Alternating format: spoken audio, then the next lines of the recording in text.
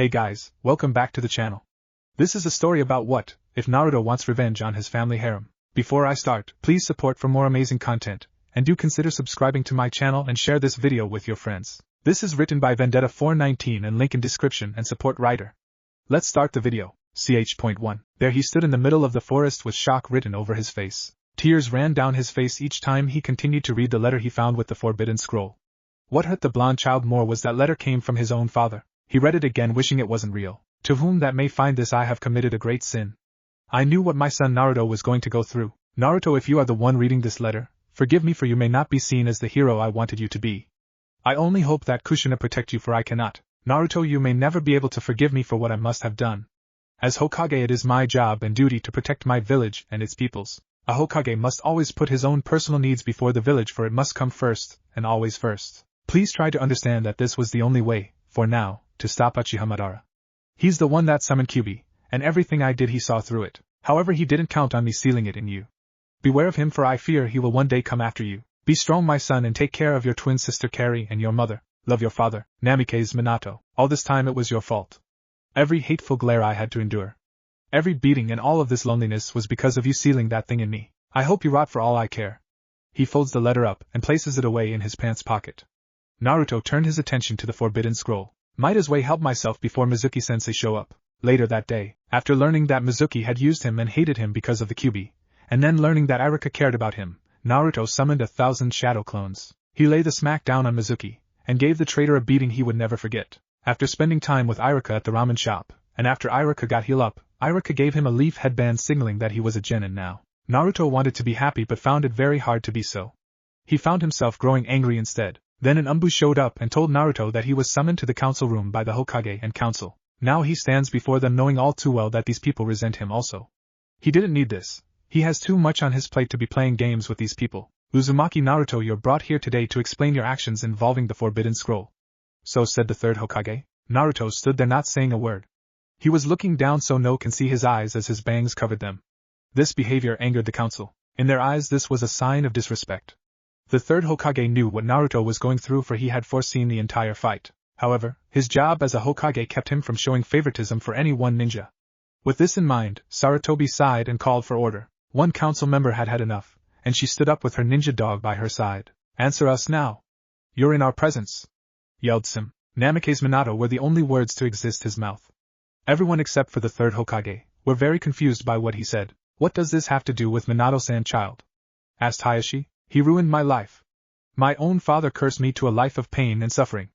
Naruto shouted out in a mixture of pain and rage. The council exploded in an uproar, shouting for his head and calling him a liar. Naruto pulled out the letter and set it down on the table with force. Shikaku, head of the Nara clan, grabbed the letter and started to read it, blocking out the entire shouting until his eyes widened on what he reading. What the? Naruto really is Minato's son? Shouted Shikaka. The council immediately stooped, arguing, and gathered around, reading the letter.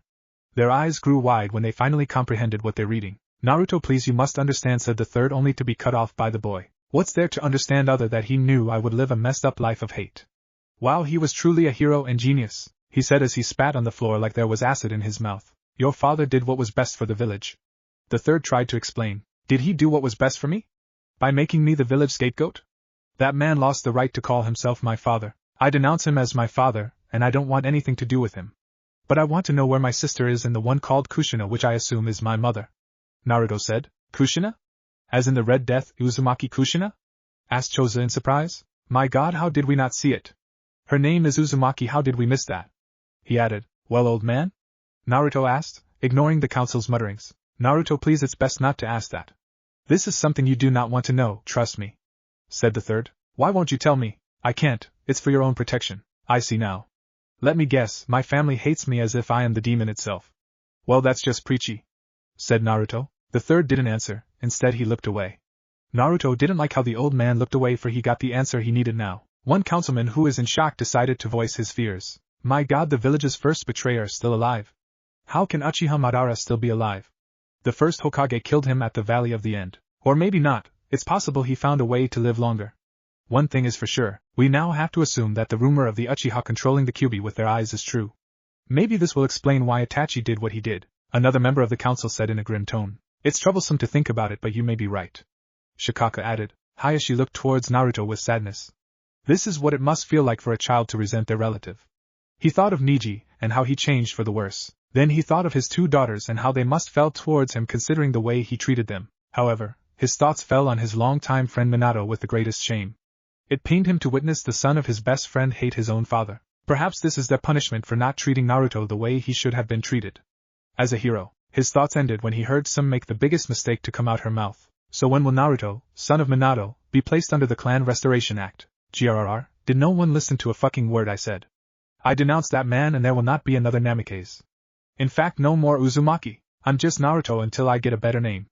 Naruto snarled in rage. But he is your father. He saved this village many times. He is an honorable man full of wits. He is not honorable, you stinking mutt-faced bitch. His eyes turned to crimson red with slits for pupils. He releases enough killing intent to alarm the Umbu. They stood ready, surrounding the blonde waiting for the first move. Naruto, calm down, this is not the way to handle things. Sarutobi said. Naruto listened to the old man, and once his eyes went back to normal, the Umbus vanished back from which they came. Naruto, if this is path you decided to take, then it's your own choice, although I don't wish it. Sarutobi said in a sad tone. But Lord Hokage. Whined Sum. Let it be for now. Naruto, you may go, but we will finish this at a later time. Old man, it's already finished, dead, buried and gone. For the record, I was tricked into stealing the forbidden scroll by Mizuki team. He walked out very upset while rubbing his eyes. After he left, Hayashi asked the question that was bugging everyone's mind. Were the Uchiha clan in on it? Were they a part of Madara's plans? Is that why they were slaughtered? Someone asked. I don't know if they were or not. However, I do know that they were planning a coup against me to overtake the village. The massacre was the only way to keep a civil war from happening. I tried talking with them through a peaceful channel, but that backfired. Itachi agreed to this only for his brother to live and one day bring honor to Uchiha name. His only wish was for Sasuke to never learn the truth, for if he learns what really happened he will walk down the same path as Orochimaru himself. The third explained. Everyone got quiet from what they heard until Shikaku decided to break the silence. So I'm guessing Itachi is a spy working for us? He is, but I cannot go into further detail on what he's doing. For that matter, Sasuke must not know the truth until he shows signs of being stable. But Lord Hokage said Inoichi, who was shoved in his side by Choza. No, Inoichi, don't you get it? If the people of this village learned about the truth of why the QB showed up, well, I feel that this village will have a war with itself that will never stop. Whispered Choza, in which both of them looked towards Shikaku, whom in return noted back to them. One must think of Naruto. Said Jen, which got the room to be quiet once again, allowing each individual to follow in their own guilt trip. The one who felt the guiltiest was the third, wishing he could found a way to prevent the growing hatred the boy had against his own father. I failed him and his father. I don't know what's worse, Minato rolling in his grave on how the village and his loved ones treated his son, or the hate that Naruto must have against his father. Lord Hokage, did Kushina abandon Naruto? Asked Sum. What I'm going to say is a triple S secret. Kushina did more than abandon Naruto, she tried to kill him. Sarutobi said with a sigh. What? Both Choza and Inoichi shouted at the same time, jumping out their seats in disbeliefs. I tried many times to tell her that Naruto was her son, but she was in too much pain to see the truth. She requested to get away from the village for a while, which I allowed, but not without sending a few Umbu with her. She took Kari, Naruto twin sister, with her. They will be returning before the Chunin exam. During that time I will see if Kushina changed, but for now Naruto mustn't know she is returning. He forgot about her at a young age due to the abuse she gave him back then. No, more like he blocked it out, not wanting to remember. Sarutobi said with a sad look on his face. It's so hard to see that happen with Naruto. Minato was my best friend, and if I knew about Naruto being his son earlier, the Hyuga clan would have taken him in. Isn't there anything we can do? Asked Hayashi. At the moment nothing can be done, but even if he doesn't want to accept Minato as his father, Naruto is of noble blood. He will be placed with the Chiari to bring back the Namikaze clan. Right now give him his space, for we will have a bigger problem if he decided to unleash the Kyuubi's power any more than he already has. This meeting is over. We will discuss more on this at a later time. Each of them began to leave, some thinking of making plans for the blonde, as he would soon be in the Chiari law. Only the Hokage stood behind, his eyes glued on the picture of the fourth Hokage, with Naruto. Since he left the council and went back home, Naruto had been trashing his place, trying to take his anger out on something. He hit the walls, broke windows, threw chairs around, and tore up the wallpaper. None helped to cool his head until he thought of one thing: ramen. He decided to pay another visit to a Chiraka noodle shop, this time alone. He walked out the home, not caring if he forgot to close his door. Hours later, Naruto, whom had 5 ramen, was still angry but now was cooling down due to being around his favorite people. Only Ayam was running the shop now, as her father caught a cold and went home early. She looked at Naruto with sadness, knowing something was wrong. Naruto, deep in thought, pondered on what he wanted to do. Some part of him said he should leave this land, but he decided against that, for he was a ninja now, and he knew that if he left he would be marked as a new Nin. No, he will continue his dream of becoming Hokage, except he will show some of these fools what a real demon looked like. His thoughts came to an end when Ayam handed him a gift-wrapped present. Naruto took it but was hesitant to open it. Instead he stared at it. Go on, Naruto-kun, open it up. To Naruto, besides getting the headband, this was the first time he got a real gift from somebody that wasn't the old man. Nervous at first, he began to open it slowly. It turned out it was ninja gear but in black. He saw it was a black ninja tunic shirt with light orange gauntlet gloves that act like sleeves. It also came with black shinobi pants and black shinobi sandals boots. And last it came with an orange scarf long enough that it could be a ponytail. Thank you, Ayam-chan. Oh, I can't take all the credit. The scarf is from me, but everything else came from a girl. I believe that she goes to school with you. She smiled, knowing about Hinata's crush on him. A girl I go to the academy with? Can't be Sakura or Ino. I don't think I know who it is, he said with a contemplative look on his face. Ayam sighed at this, but what could she expect? He never learned about love or crushes. She made a mental note to help her little brother out. Don't worry, Naruto, you'll find out one day, but do wear the outfit. Trust me, it's no trick. Okay, I won't neglect this gift. That's my Naruto. So you want another one on the house? She asked, only to see him smile and shake his head happily. Behind the corner near the shop. Oh, Naruto-kun, I hope this gift will cheer you. You seemed so mad earlier since I saw you with Irika-sensei. I'm so happy you became a genin after all. I must go before father begins to worry where I am. Hang in there, Naruto-kun. With Naruto, after having another bowl of ramen, he bid his farewell and thanks to Ayam. On his way back home, his eyes began to string. He kept trying to rub his eyes with his free hand while carrying his gift in a bag in the other hand. It didn't work, and to make matters worse, he sensed trouble. Hey, look, the demons having eyes problems. Naruto barely saw the crowd, as it was about 20 of them mixed with men and women. But he did notice they were carrying weapons of knives and pitchforks. Look, ass clowns, I'm in a bad fucking mood, so leave me alone, he said, rubbing his eyes like crazy now. This made the villagers angrier. Monster, you killed our loved ones. My husband and son is gone cause of you. You hell spawn, demon child. These poor foolish souls drove only on hate and sorrow for their loved ones. Tonight they had bitten off more than they could chew. Naruto opened his eyes. The color no longer blue but now golden, which looked like the pits of hell. What scared them most was looking at him in the eyes, as all that was felt was madness, and their screams soon pierced the night. 12 minutes later. Nico, what do you think happened here? Asked an Umbu wearing a fish mask. He noticed the dead bodies, some without their heads attached. It looks like a suicide murder, said the female Umbu wearing a cat mask, her purple hair blowing the wind. Someone was here, but I can't tell due to the fresh blood covering this person's scent. I think it's a male, said another female Umbu wearing a wolf mask. We'll find out what you can then inform Lord Hokage on what has happened. Fish, help me clean up this mess. Yes, ma'am. Both of them replied. With Naruto. Inside the bathroom, Naruto stared at the mirror, a smile creeping on his face. He didn't care he killed civilians tonight. No, what was more rewarding was finding out he have a bloodline ability. He stared beautifully at his golden eyes. With this power I will become Hokage and show the land of fire my might. I think I'll call these eyes the Kyugen. End chapter. Ch.2. Next day, the Ninja Academy was a place where children were trained as weapons for their village. Strong ninja came from this very building. Some of the greatest to ever grace the village started in the academy, like Jiraiya, Orochimaru, Tsunade, Itachi, Minato, and Kakashi. Today that very building would forever be responsible for one that would change the land of fire, as we know it. With Hinata, Naruto-kun, you're actually wearing the outfit. I'm so happy, thought the Hyuga princess. Hey Hinata-chan, said a boy with brown spiky hair and a white pup on top of his head. I hope you okay today, she thought as she ignored the person behind her. Hinata-chan, he said once again until he noticed where she was looking at. Then he noticed the small blush on her face as she stared at what he called the dead last. He grew angry at this and decided to do something about it. He felt he needed to impress his crush and to show her who the top dog really was. He got up and walked right in front of the newly dressed Naruto, not caring for the new look. He stood right next to Naruto, growling along with his dog. Naruto pulled his scarf down from his mouth and looked right at the boy. Listen, mutt, I'm busy, go shadow over someone else, Naruto said in a dismissive tone. How did a dead last such as yourself get here? This is for those who passed, so get out of here, loser, Kiba said with a sneer. Kiba, I'm warning you, Naruto said as his eyes hardened. Or you'll what, loser? Yo can't breathe, let G go of MME. Kiba cried out in shock and pain. Naruto was choking him with one hand and was bringing him closer, while the dog barked almost like it was trying to say let him go. Everyone in class noticed and started shouting fight over and over.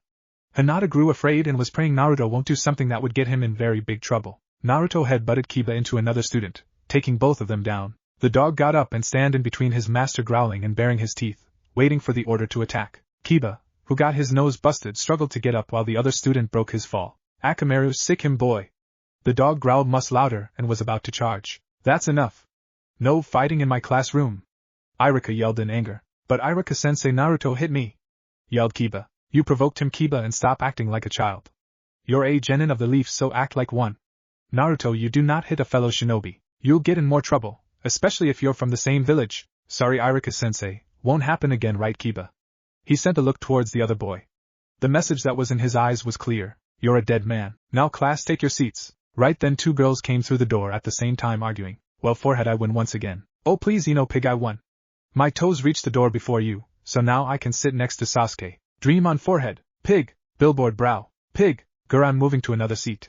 Naruto went and sat with Hinata, causing the poor girl to blush even more. Hey, I was sitting there. Kiba yelled in anger, as if mud face. Hey Hinata, did you see Kiba sitting next to you? Naruto asked. I don't think as so. No, he wasn't as sitting here, she said, touching her fingers together. But Kiba felt hurt that Hinata didn't notice his present. Sit down now, screamed Iruka. The pink-haired girl dove right for the middle seat next to her crush, a boy with black hair shaped as a duck's ass. The blonde ponytail girl grew angry at this and sat behind the boy. Kiba, upset and hurt, sat next to the pink-haired girl. Hinata kept looking at her crush, thinking on what her father told her this morning. Flashback. Hinata, listen well. I know about your crush on one Uzumaki Naruto, said Hayashi. Father, I can explain. It's alright, in fact I allow it, he said as he calmly sipped his tea. Hinata's expression was one of the utmost shock and disbelief. He is a perfect choice for you, and he has potential to become something great like his father. You know who his father is? She asked. Yes, but I cannot reveal his name, otherwise Naruto will be in danger. His father had a lot of enemies. But know this, his father is a hero, but that's all I can say. I understand, father. Now if he becomes your lover, then you have my blessing to get wed with him. It will help his clan and our clan by becoming one. She blushed from that comment, and almost nearly fainted from the fantasy of her and Naruto being married. Go, you be late for the academy. Yes, father. Flashback and, hello? Earth to Hinata? I asked if you alright? Naruto said as he waved a hand in front of her face. Sorry, Naruto-kun. I'm alright, just lost in thought, she said quickly. Okay, Naruto said while giving her a strange look. Team 7 will be Uzumaki Naruto. It's just Naruto-sensei. I no longer carry that woman's last name, Naruto said as he corrected Iruka. This got Iruka to lift his left eyebrow, though he decided to ask him later on so that he continue with the list. Anyway, Hareno Sakura. Nuh! Yelled the pink-hair girl. Ha, billboard brow. You're stuck with the dead last. Ino taunted. And Uchiha Sasuke, said Iruka. Yay. Ha, true love conquers all, Ino pig, she said as she jumped up in joy, mocking Ino. No, I wanted to be on Naruto-kun's team, thought Hinata with a sad look on her face. With Naruto, let me think. I have a fangirl ninja wannabe, and a boy that thinks he's as cool as a goth wannabe. On the plus side, this will give me time to study more on this Uchiha scum. I would love to kill you, Uchiha scum, but I'll use you as bait to lure out that Uchiha Madara fellow. Then once I have both you two in the opening, I kill you both. Sounds like a good plan, but I need to train more and master my Kyugen, Naruto said as smile crept onto his face. Team 7, your sensei is Hatake Kakashi. If I were your 3, I would kill time, for he's the type who loves being late. Team 8 is Hyuga Hinata, Inuzuka Kiba and Aburame Shino. Your sensei is Yuhi Kurinaya new Jonin. Team 9 is Mito Saki, Sato Renji and Demon Kira. Your sensei is Mitarashi Anko. Best of luck, because trust me, you 3 will need it. Now Team 10 will consist of Yamanaka Ino, Nara Shikamaru and Akimichi Chuji. Your sensei is Sarutobi Asuma, and he's Lord Hokage's son, so treat him with respect. That will be all. Await, here for your assigned senseis, Iruka said. Yahoo, hey Hinata-chan, how about you and me get something to eat before our sensei gets here? Hinata? Kiba asked as he looked around for the girl. You are Naruto-kukuin, here I made this rice ball F for you, she said as she offered the food to him, not hearing what Kiba said. Damn you, Naruto! That's my rice ball she giving you. Sure, but first I need to go to the bathroom. He lied. So sure, she said, blushing more as she watched him leave the room. Outside the classroom, time to test out that theory. Naruto performed a cross seal and whispered shadow clones jutsu. Out of the puff of smoke came 10 clones of Naruto. Some looked happy, angry and sad. The real Naruto cleared his throat to get their attention. Listen up. If what the Forbidden Scroll said about shadow clones is true, then I need you guys to do some research. Go to the library under a henge and borrow scrolls on chakra training, how to control it, tree climbing, water walking, and a couple of low fire and wind jutsu scrolls. And also find out what my element is. Once you have the scrolls, study them and practice what it says. After you've had enough, dispel yourselves. The information you guys learned should go to me. Now dismissed. Yes, boss, they replied. Naruto watched them leave, a smile creeping on his face. I must make sure I get stronger if my dreams are to come true. But strength alone isn't all I need. I will need allies, or should I say sheep, to follow my commands. Might as well go back inside with these fools and wait for our so-called sensei. he thought as he walked back inside and headed back for his seat, watching Kiba bug Hinata, who looked bored. "Hey Mutt, you're boring her and being annoying," he said in a dismissive tone. "Screw you dead loss. I'm not boring Hinata-chan. Come Hinata, let's sit far away from him. I won't be able to eat if I smell dog shit boy and his wet dog," Naruto said as he ignored Kiba and looked at the Hyuga princess. He got up and moved far away from Kiba. Hinata followed right after Naruto with the snacks, leaving a growling Kiba and Akamaru behind. Hinata offered Naruto the rice ball cake. Naruto started eating the food and he admitted that she could cook. Hinata watched Naruto eat, blushing more as she noticed he was enjoying the meal. Naruto did not miss the blush. In fact, he started to think to himself, why does she always stare at me? Why does her face look flushed? She's the only weird Hyuga that doesn't act all stuck up. I must research on female behavior. I have a hunch. If I'm right, I think I found my first follower. Muhahaha, soon the land of fire will know my might, and those who are against me will meet a swift end. Naruto though darkly, "Thank you Hinata-chan, it was good," he said, adding the chan suffix as a test. "You welcome Naruto-kun," she said, blushing more while playing with her fingers. "It seems I may be right. She has a crush on me like I did for Sakura. She was probably the one who gave me this outfit, but why? What's her angle? It's possible she's using me under her clan orders. Maybe leading me into some form of ambush. It wouldn't be the first time I got attacked by some Hyugas. It happened to me before when I was 5, and it sure as hell won't happen again this time. I will get back at them, and she the key," he thought with hard eyes. Hours later, one by one the sensei came and picked up their genin. Hinata bid her farewell to Naruto as her sensei shone up and collected them. Only Team 7 was left in the room waiting. Sakura, who was talking to Sasuke and got turned down, looked towards Naruto, who sat across from them, not even looking at them. She didn't like this Naruto, for he frightened her. She never admitted it, but she missed the old dumb loud-mouthed Naruto. Now the one in front of her seemed too dark and quiet, almost like Sasuke except darker. She made a mental note to stay away from him for now until she get the courage to talk to him. Sasuke didn't care that Naruto changed. To him he feel that Naruto and Sakura would hold him back in his goal. Unknown to him, one of Naruto's goals was to kill him. Naruto thought his team was worthless and unstable. He felt that Sakura would become a hindrance to the group and Sasuke would never help his team out as he only cared for himself. Naruto agreed with him a little on this point, as he cared nothing for them either. Naruto hadn't seen their sensei yet, and he felt that he may soon hate the man for making him wait so long. Naruto also thought the man might hold a grudge against him like so many others did in the village. This would be a problem if Naruto didn't find a solution quick. Speaking of their sensei, where was he? Naruto kept tapping his foot, getting more pissed off. Finally the door to the classroom opened up and a man with silver hair peeked in. He wore the leaf headband covering his left eye and he wore the standard Jonin outfit plus the vest. "Team 7 meet me on the rooftop of this building," the man said as he left. Sasuke got up and walked out. He was followed by Sakura. "Where have I seen that hair before?" said Naruto as he got up and followed shortly. "Academy rooftop. Now that we're all here, let's start with the introduction. Tell us your likes, hobbies, and dreams," Kakashi said. "Sensei, can you go first?" asked Sakura. "Find me name Hatake Kakashi. What are my likes? I can't say. I have many hobbies, and my dreams, well, that's personal and I can't say." We didn't learn much other than his name, thought Sakura. Interesting, he covered his likes, hobbies, and dreams on purpose so we can't read him. I can't do that or he'll know. The point to this little activity is to study us, so be it. I will act like the idiot for once so he won't suspect anything. If he tests our strength, then I won't act. Naruto thought. Okay girlie, you're up. My Hareno Sakura. My likes, I mean my hobbies and my dreams are, she tried to say but kept blushing at Sasuke. "Oxo, what are your dislikes?" asked Kakashi. "I hate Ino," and she looked at Naruto and noticed a dark glare daring her to say it. "I hate only Ino. Makno, you blonde. The name's Uzumaki." Naruto, believe it. "My likes are ramen. My dislikes are the 5 minutes it takes to cook ramen. I also hate when people look down on me. My hobbies are training and pranks. My dream is to be the greatest Hokage so people will stop looking at me wrong and treat me with respect." He half lied. "But you said not to call you Uzumaki?" Sakura said in confusion. "Haruno-san, I don't know what you talking about," he responded. "Sasuke, say something."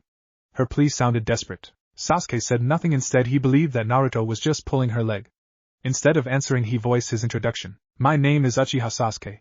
I don't like anything and I dislike everything. I have no hobbies. My dreams are more like a goal, and it is to kill that man, and then revive my clan." He folded his hands together, resting it under his chin. "As I thought," Kakashi thought with a sigh. "Sasuke-kun is so cool," Sakura thought. "A man? Is he referring to the one who killed his clan? I heard rumors it was one of their own who murdered the Uchihas. I must get more info on who it is that Sasuke hates and possibly fears. So Uchiha scum, enjoy your life for now, for soon I'm going to use you and destroy you," Naruto thought. "Now that introduction is done, allow me to say you're not genin yet, but we graduated," said Sakura in protest. "Oh, that. Let's just say it was to see who possessed what it took to be in the ninja program. It's us Jonin that decide the real graduation test. Naruto, you alright? Kakashi asked as he gazed at the trembling boy. Why, yeah, just a mild headache. Naruto said as he held his head in pain. So it does work. I remember what my clones did. This will help speed up my experience and training. I must have my clones keep doing this, but for now I will have them do recon on the man who killed the Uchihas and Hatake Kakashi. Something about him tells me that he's going to be my biggest problem when it comes to my dreams. Naruto thought as his headache subsided. So what's the test, Kakashi-sensei? Sakura asked and received a laugh in return. What's so funny? Asked Naruto. Oh, I don't think you can handle my test. Humph, said Sasuke. My test is a survival test with a 50-50 chance of success. With Hinata at Training Ground 8, you have done well and you all passed my test. From now on you are a team and shinobi of the Hidden Leaf, said a woman with red eyes. All right, shouted Kiba. Shino nodded. Hinata smiled a little. Teammate, go on home for tomorrow we start your training. The team began to walk away until their sensei decided to say one thing. Hinata, hold on, I must speak with you. The rest of you go on home, she said. Shino kept walking while Kiba looked like he wanted to stay, but a look from their sensei said otherwise. Yes, Kurenai-sensei. Hinata, you must work more on your confidence, otherwise no one will take you serious. Hi. Hinata, do not feel threatened in any way. I've been looking after you for a long while. I'm just worried for you. How have things been at home? Is your father still being cold and uncaring? And no, sensei, he's changed, he's being nice to me now. Kurenai looked at her, finding it hard to believe that Hayashi would change overnight. She had a bad feeling about this. Hinata, be careful, something doesn't feel right. I don't know what it is, but please be careful. Sensei, you think my dad wants something from Naruto-kun? Is it possible that he wants what Naruto has sealed inside of him? But it doesn't make sense, as Hayashi wouldn't do something like this. Whatever it is he wants, I have no doubt he's using his daughter to get to Naruto. Hinata, be careful, okay, and keep a close eye with things around you. Hi, sensei. Go on, I'll see you tomorrow, and remember what I told you. Hi, sensei. She took off, leaving a worry behind Kurenai. Her goal was now to find the boy she loved. With Naruto, after meeting with Hatake Kakashi and learning what type of test Team 7 would perform, Naruto found himself wandering around the village deep in thought. Tonight I will kill another villager to test out my Kyugen eyes. But before that I think I will create more clones and have them set up traps in Training Ground 7. Also I want to have them think of a plan just in case Bruder and his pink puppet refuse to team up with me. Knowing those two, I get the feeling I am going to have to do this alone. It's not hard to figure out the real meaning of this test. It's to see if we can work as a team. It would make sense, as I remember Irika saying something about teamwork and stuff. Speaking of Irika, I think I'll have a clone talk to him about Hinata blushing around me. I believe she has a crush on me and I want to make sure. Naruto looked up from the market area, watching from a distance, the fourth Hokage face on the sacred mountain. He bites down on his lower lip with his fang, drawing blood as his anger starts to build up. When I take over this village, I'm tearing down that face. He was so built up in anger that he barely heard a yiking noise. He noticed someone duck behind a big street sign. He knew who it was, but he decided to test more of his theory. He walked towards the sign and stopped right in front of it. Hinata, why are you hiding? He asked. Naruto-kun too was startled. He smiled and decided to have some fun. Startled? Oh my, well, you do look good enough to eat. I wonder if you taste like miso ramen. Naruto-kun. She cried out as her blush spread all over her body. Just kidding, but you do look very cute when you blush. As soon as he said that, she blushed a lot and then fainted. What just happened? He said in confusion. 10 minutes later. So you're awake now, thank God. He carried her all the way back to the Hyuga Manor before letting her down on her feet. Sorry, I got worried, so I decided to bring you home. Are you feeling any better? Why yes, Naruto-kun, thank you. You take care, Hinata-chan, I have to run now. And don't keep fainting, as it's not good on you. Take care, he said as he ran off. Hinata smiled while blushing and was vowing to fix her fainting habit. She turned to head through the gate of clan compound, only to be greeted by her father. Hinata, next time to invite him over, he said as he walked off. Hinata stood there struggling with what to do. Her sensei's words still ringing in her head. What should I do? Later that night, a drunken man staggered along the street in a drunken state. This middle-aged man is a survivor of the Kyuubi attack. However, the same could not be said for his wife and son. They were shinobi of the leaf. They went into battle against the demon only to lose their lives. And like every Kyuubi victim, he placed the blame on Naruto. Tonight was payback, and the man vowed that blood would be spilled. Naruto walked up to the drunken man. The man, even though drunk, knew who the boy was. What you want, you demon child? He pulled out a pocket knife ready to cut the blonde. Naruto smiled, scaring the man out. Why are you smiling, monster? Kyugen! Naruto shouted. The madness eyes activated, and as soon as the man looked into Naruto's golden eyes, he felt an uneasy feeling. He noticed his surroundings become dark and nothingness. To the man, this was his view of hell. What have you done, demon? He cried out in shock and horror. Welcome to your hell. Remember when I was 6 you tied and beat me with a metal bat? Oh, you do remember? Allow me to pay you back. You monster! He yelled as he charged at him. knife ready to stab. Kyugen shearing claw. He countered the knife by grabbing the man's arm, and with his other arm he slashed with his nails across the man's face. The man screamed in a high pitch, reliving his greatest fear, his family being torn apart piece by piece. What he saw was the Kyubi killing them and with their last breath their plea for him to save them. Madness shearing claw. My hand is wrapped up in chakra and the nails extend. When a person is slashed, the chakra seeps into the wound and heads through the nervous system, then through the brain, and forces whoever has been cut to see that which they fear most until the chakra has worn off. Naruto said in a dark, ominous voice. He grabbed the man's knife and aimed for the man's left eye. Where you're going, you'll never see your loved ones again. But don't worry, you're the first of many to come. Burn in hell. He rammed the knife through the man's eye, instantly killing him as his blood splattered across Naruto's face. He licked the blood with his fingers. You taste like a pig. He did the fire sign seal and performed the fire jutsu. The man's limp body burned rapidly, the air smell of burned flesh. He walked away, leaving the burned body. Naruto cut off his eye's power only to hear clapping. He looked towards the direction of the clapping and to his shock he saw an Umbu ninja. Naruto feared the worst and he believed he was done. Then he noticed something wrong about this Umbu, as his mask is different. Naruto knew he wasn't the old man's Umbu. Who are you? Who I am is no important, but if you must, you know I'm a member of the otherwise known as the Foundation. Nah? Foundation? My master been watching you for a while now. Such interesting eyes you have. My master is right about you. Who is your master? He said with a serious face, not in a mood for games. He would find out who this man's master was and discover whether he was a threat, or maybe a follower for him to use. End chapter. Ch3. Who is your master? He said with a serious face, not in a mood for games.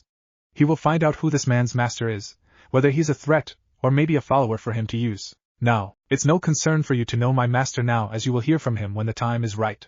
He sent me to deliver a message.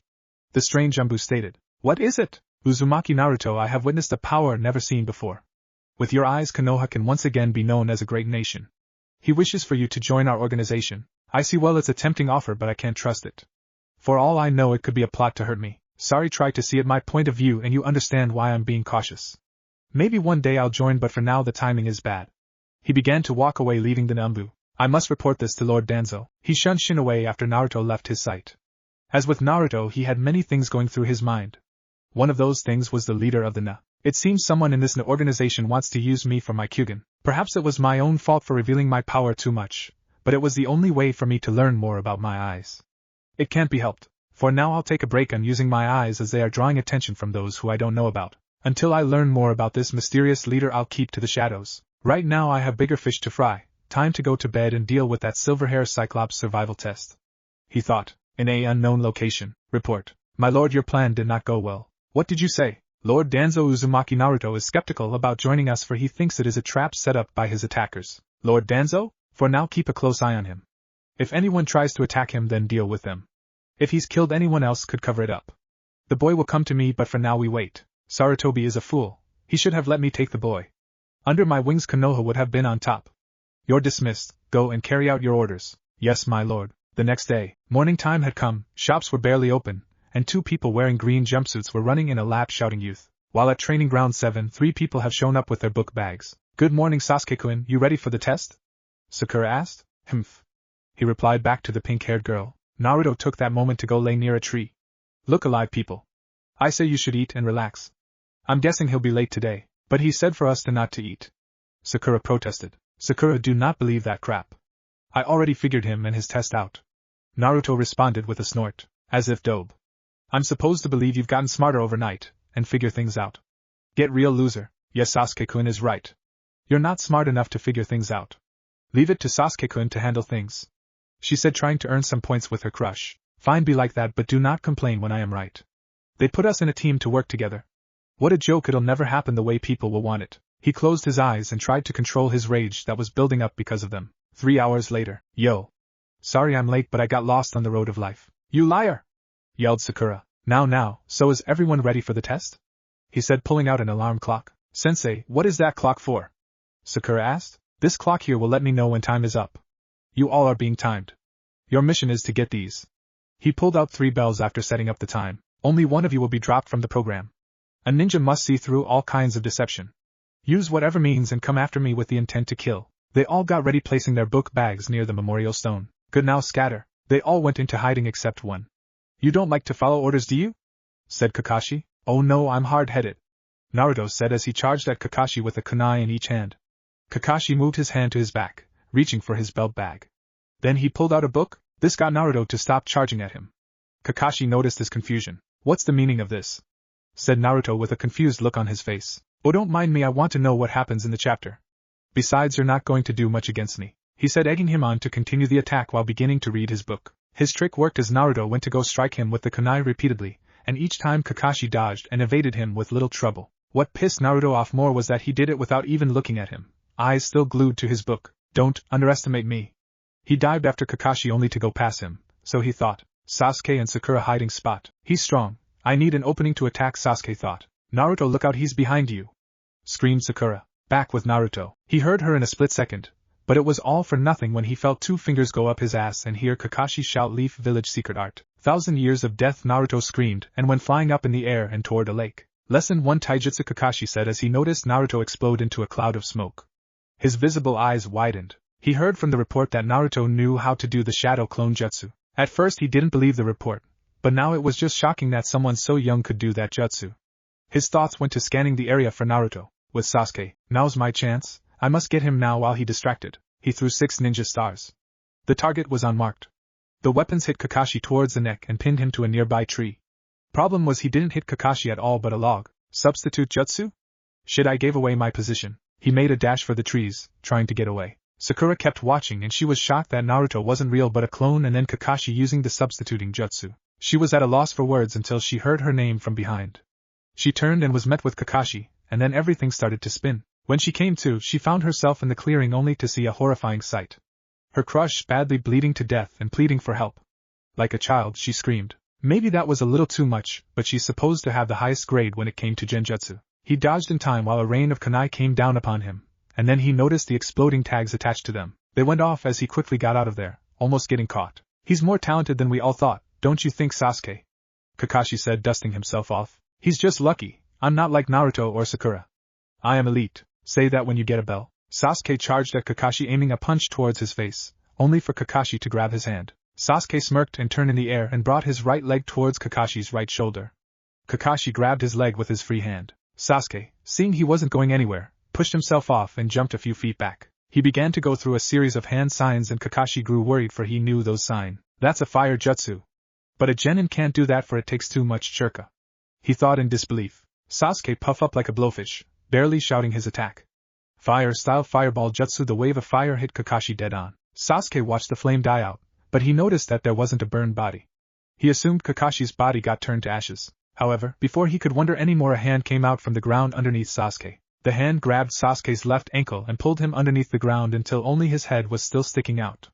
Kakashi was standing above him. Rule number 3 ninjutsu, he said calmly. Sasuke growled at him, trying to struggle but to no avail. Kakashi turned around and walked away. Stay tight, I must pay a visit to your blonde teammate. Get back here! Kakashi shined, leaving Sasuke alone.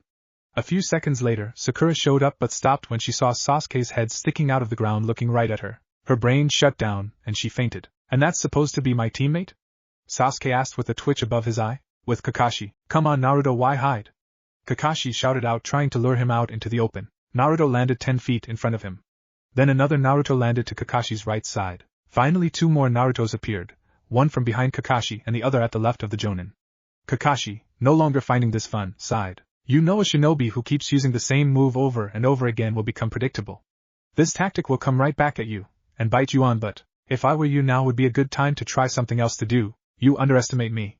Boys, let's show him why we're known as the #1 Maverick Ninja. Yes, boss. This will not work. Expecting Naruto to charge him, Kakashi was confused when he noticed the Narutos performing a jutsu. Wind-style pressure Votrex jutsu. They opened their mouths wide and shot a wind ball at Kakashi. Seeing the attack coming in time, he jumped above a tree branch. A low-rank wind jutsu, good but not good enough. The attacks hit each other, but instead of canceling each other's out, the wind balls formed together, creating a small but strong tornado. The clone Narutos went into a stance and started to move their hands in the direction where Kakashi was. What shocked Kakashi was the fact that the tornado was moving towards him. He understands it now. Their attack knowing he moved, but what they wanted to create this tornado. Kakashi made no attempt to escape and the tornado struck him, tearing him to shreds, but instead of blood all there was a puff of cloud. The Narutos realized he was a clone, but before they could have reacted, kunai sailed through the air and hit each one of them, making them explode into smoke. With the real Naruto. Shit, he knows the shadow clone jutsu? I thought he was some lazy jonin. My god, he's strong, I really can't do this alone. Ah, so here you are. I must say you are different than what the report states about you. Here I thought you're the class clown. One thing you overlooked just now, Kakashi said as he appeared. What's that, sensei? The real me is behind you, Kakashi said with a smile. Naruto's eyes widened when he noticed the Kakashi he was talking to was nothing but a shadow clone who poof away. He turned around only to get caught in a sleeping jutsu. D-damn yo zzz, the alarm clock rang and Kakashi shook his head in disappointment. He picked up Naruto and walked away. 15 minutes later, Naruto slowly opened his eyes, trying to move but finding that he couldn't. Then he opened his eyes up more and realized he was tied up to a target practice pole. If this is somebody's idea of a joke, they are messing with the wrong blonde to play games with. Sure, said Sakura. Well, time is up for you three. You don't have to worry about the test anymore. So we passed, sensei? Asked Sakura. Kakashi visibly smiled in a U-shape, but that smile quickly vanished, and in its place is a hard, stern look. Passed, you say? No, all three of you are dropped from the program for good. Sakura had a look of horror on her face. Sasuke himself didn't look pleased. Naruto is the only one not fazed or upset. Did you ever figure out why you're in a three-man team? Kakashi asked. Sasuke and Sakura looked confused, trying to figure out what he meant. That's easy, we're supposed to work as a team, said Naruto. You are right, Kakashi stated. What, he's right? Yelled Sakura. No, I refuse to believe the dobe is right. Sasuke growled. That's the problem we're having. Sasuke, you feel you're above everyone. Sakura, you saw Naruto battling me and what did you do? Nothing at all, not even bothering to lift a finger. Sakura put her head down knowing it was true. Naruto, if you figured it out, why didn't you warn Sasuke and Sakura? Oh, I did, but as you can see from their outbursts they didn't believe me, so I went with plan B. Which is to work with my shadow clones against you, but it wasn't enough. And yet you didn't get one bell when you could have. What's worse is that even you didn't bother to help your teammate when you knew the true agenda of this test. Maybe if you all came at me all at one, you would have had a bigger chance at getting the bells. Why should I? I knew the moment that they rejected my plan that they would be of no help. They got what they deserved. I want you to look at this stone, Kakashi said. He walked up to the memorial stone, placing his hand over the name. What's that? Asked Sakura. This is where real heroes are. How did they become heroes? Asked Sasuke. They were KIA. KIA? Muttered Naruto. Kakashi heard Naruto and decided to reply to what he said. They were killed in action. Here's where all my friends and family are remembered. Following orders to the core is the sign of a shinobi. However, a good friend once told me that those who abandon their mission is trash, but those who abandon their comrades are worse than trash. What a fucking joke this guy is he for real? Our sensei lives too much in the past. How they gave us an unstable sensei who lets his messed up past run his life. They call Team 7 team nutcases, which are fine by me. This guy won't fail us. No, he's too pitiful to do that. Let's see how this will play out. I'm going to give you three a chance. Except you do not feed Naruto or you pay, he said as he swiftly left. Sakura and Sasuke pulled out their lunch bento box. They began to eat until Naruto coughing louder getting their attention. Quick, while he gone, listen to me this time. He is testing us again and is probably nearby watching us. The trick is he wants us to disobey his orders and help each other out. So will one of you please feed me? By the end of this day I'm using mouthwash, the things I do to get my way. Well, hopefully they will listen. Oh please Naruto, how will you know? Sasuke-kun, and I don't need to get in trouble with you, right Sasuke-kun? Sakura, shut up and feed him. He is right, but Sasuke, do what the dobe said, he was right the first time. Besides, we're supposed to be a team, and as a team we're supposed to help each other out. Okay Sasuke-kun, Naruto, open your mouth please, she said, still a little unsure. Naruto opened his mouth, allowing Sakura to feed him with her lunch. Neither one of them were enjoying this. Naruto felt like he was in hell, and the devil known also as Sasuke's number fangirl Harino Sakura was feeding him. Deep down Naruto was fuming. In his head he was cursing Namake's Minato's name over and over, praying that the man was in hell getting but tagged by a bunch of other demons. Then the sky grew dark and Kakashi appeared in front of them in a flash of lighting. Judging from his body language he was pissed. Sakura grew scared behind this display of power. You, shouted Kakashi. We're a team, so if you're going to fail us then you might as well fail us as a team, as we won't turn against each other. Said Sasuke. That's right, it's like you said. Those who abandon their comrades are worse than trash. So guess what, we ain't abandoning no one. You emo avenger. Trying to upstage people so you make yourself look like a hero. Don't worry, I'll bring your emo ass down. True heroes can't be broken, and I will break you when the time is right. They are right, she said nervously. Well then you passed? He eyed Smile. Wait! Yelled Sakura. I said you passed. You mainly disregarded my orders to help your comrade out, and for that alone you guys passed. So starting to tomorrow Team 7 will get their first mission. That's just peachy, but will someone cut me loose first? Naruto said, growing impatient. 1 hour later, Naruto headed into his favorite ramen stand. Taking a seat, he did not realize that today the stand had more customers. Hey Tucci, where's Big Sis at? Oh, she's on some errand I got her doing. She'll be back later on. So the usual today? Nah, not this time, instead I'm in the mood for spicy chicken noodles. That's a new one, well coming right up. The chef went right to work on the order. Hey, it seems the loser is going camping, right guys? Said Kiba, who sat far away from him. Akamaru barked in agreement to his master's comment. Kiba, you shouldn't say things like that, he did no harm to you. Said Shino. Shino's right, Kiba. Naruto meant no harm to you. What's wrong with you two? He's just the dead last who won't amount to anything in life. What is your problem with Naruto? Shino said in a tone that was slightly exacerbated. It's okay Shino, thanks for trying to stick up for me, he's just barking, that's all. I do want to know, do you and Hinata-chan play chess or read a couple of books? I read B-books. I play chess, but why do you ask? Because you two have a lot of patience. Dealing with dog shit, and his wet doggy must be hard. What did you say? Kiba yelled. My god, are you related to Sakura? Cause both of you loving bringing your voice volume up. Naruto said. Grr. Kiba growled along with Akamaru. Hey! No fighting in my shop! He said as he set Naruto's plate of ramen down. Kiba grew angry at Naruto's smile. It was a smile as if Naruto knew that Kiba was outnumbered. Kiba took the hint. Come on Akamaru, let's go home. He stormed out the stand, not even bothering to pay for his meal. It seems Kiba in his childish state forgot to pay for his meal. Said Shino. Sai, pay for his meal. Said Hinata. No, I can't allow that. Tucci placed Kiba's bill on my tab. But not Naruto-kun. Sorry Hinata-chan, but I can't allow a lady such as yourself pay for a guy. It should be the other way around. Besides, you shouldn't pay for someone who is very ungrateful. You know what, after ramen you want to hang out with me. Hinata began to blush more, fighting not to faint. Aye, she'd be delighted Naruto. Shino answered for her. Shino! Said Hinata, her face become redder. Awesome, then it's a date then. Hinata heard the word date, and the next thing she knew, she fainted. However, this time Naruto caught her. She's really got to work on her fainting habit. Now that I think about it, she will do well as my first of many followers, but can I trust her? Guess I'll find out tonight when I bring her back to my place, and see if she's a spy trying to attack me. If so, then she'll suffer the same fate like those idiots civilians, Naruto thought. You know she really admires you. Said Shino. I finally noticed that now, man, I'm such an idiot. I've been too busy chasing after something pink that I barely noticed what was right in front of me, he said while setting back on the stool, placing her head down on the table gently so she can rest a little. Don't beat yourself up, it happens to us all. As long as you realize your mistake and try to fix it, that's all that matters. Shino, you're right. It's just I've always been looked down on by so many others. I'm not used to someone admiring me. Is that a good thing? It is if you let it. You're not the only one who's been looked down upon. My family is put down also. People are afraid of us because we control bugs that feed on chakra. It's my family tradition that's been passed down for many generations, and we allow our bugs to live inside of our bodies to feed on our chakra. This helps us create a bond with our bugs. So your body is a hive? Asked Naruto. Yes, and you and your clan can understand and order your bugs. That is cool, he said, telling the truth. I don't see why people treat you like diseased people. That type of talent is useful. Is that a bloodline ability? No, it's just a family skill, just like the Naura's, Akimichi's, and Yamanaka's abilities. Well, it's a pretty good skill. I can imagine you guys fighting an enemy. Just drain them of their chakra and they're done. Thank you, you're the first to ever congratulate my family besides the Hokage. Well, I see no harm in it. Besides, I like to think we can be good friends. We outcasts need to stick together. There is some truth to your words. I've been meaning to ask, but why are you hated by the older generation and some of our peers? It's kind of personal, but don't worry, when I'm ready I'll tell you. Oh darn, I better eat this before it gets any colder. You kept chatting too much, so don't complain. Tucci joked on him. Yes, you know, how about this if you keep eye out for Hinata? Because knowing Kiba, he's trying to challenging me and I don't want Hinata getting caught in this. I understand Kiba really has to fix his behavior. He's just acting like a dog, and he believes he needs to be pack leader, and he feels threatened by me, that's all. Indeed.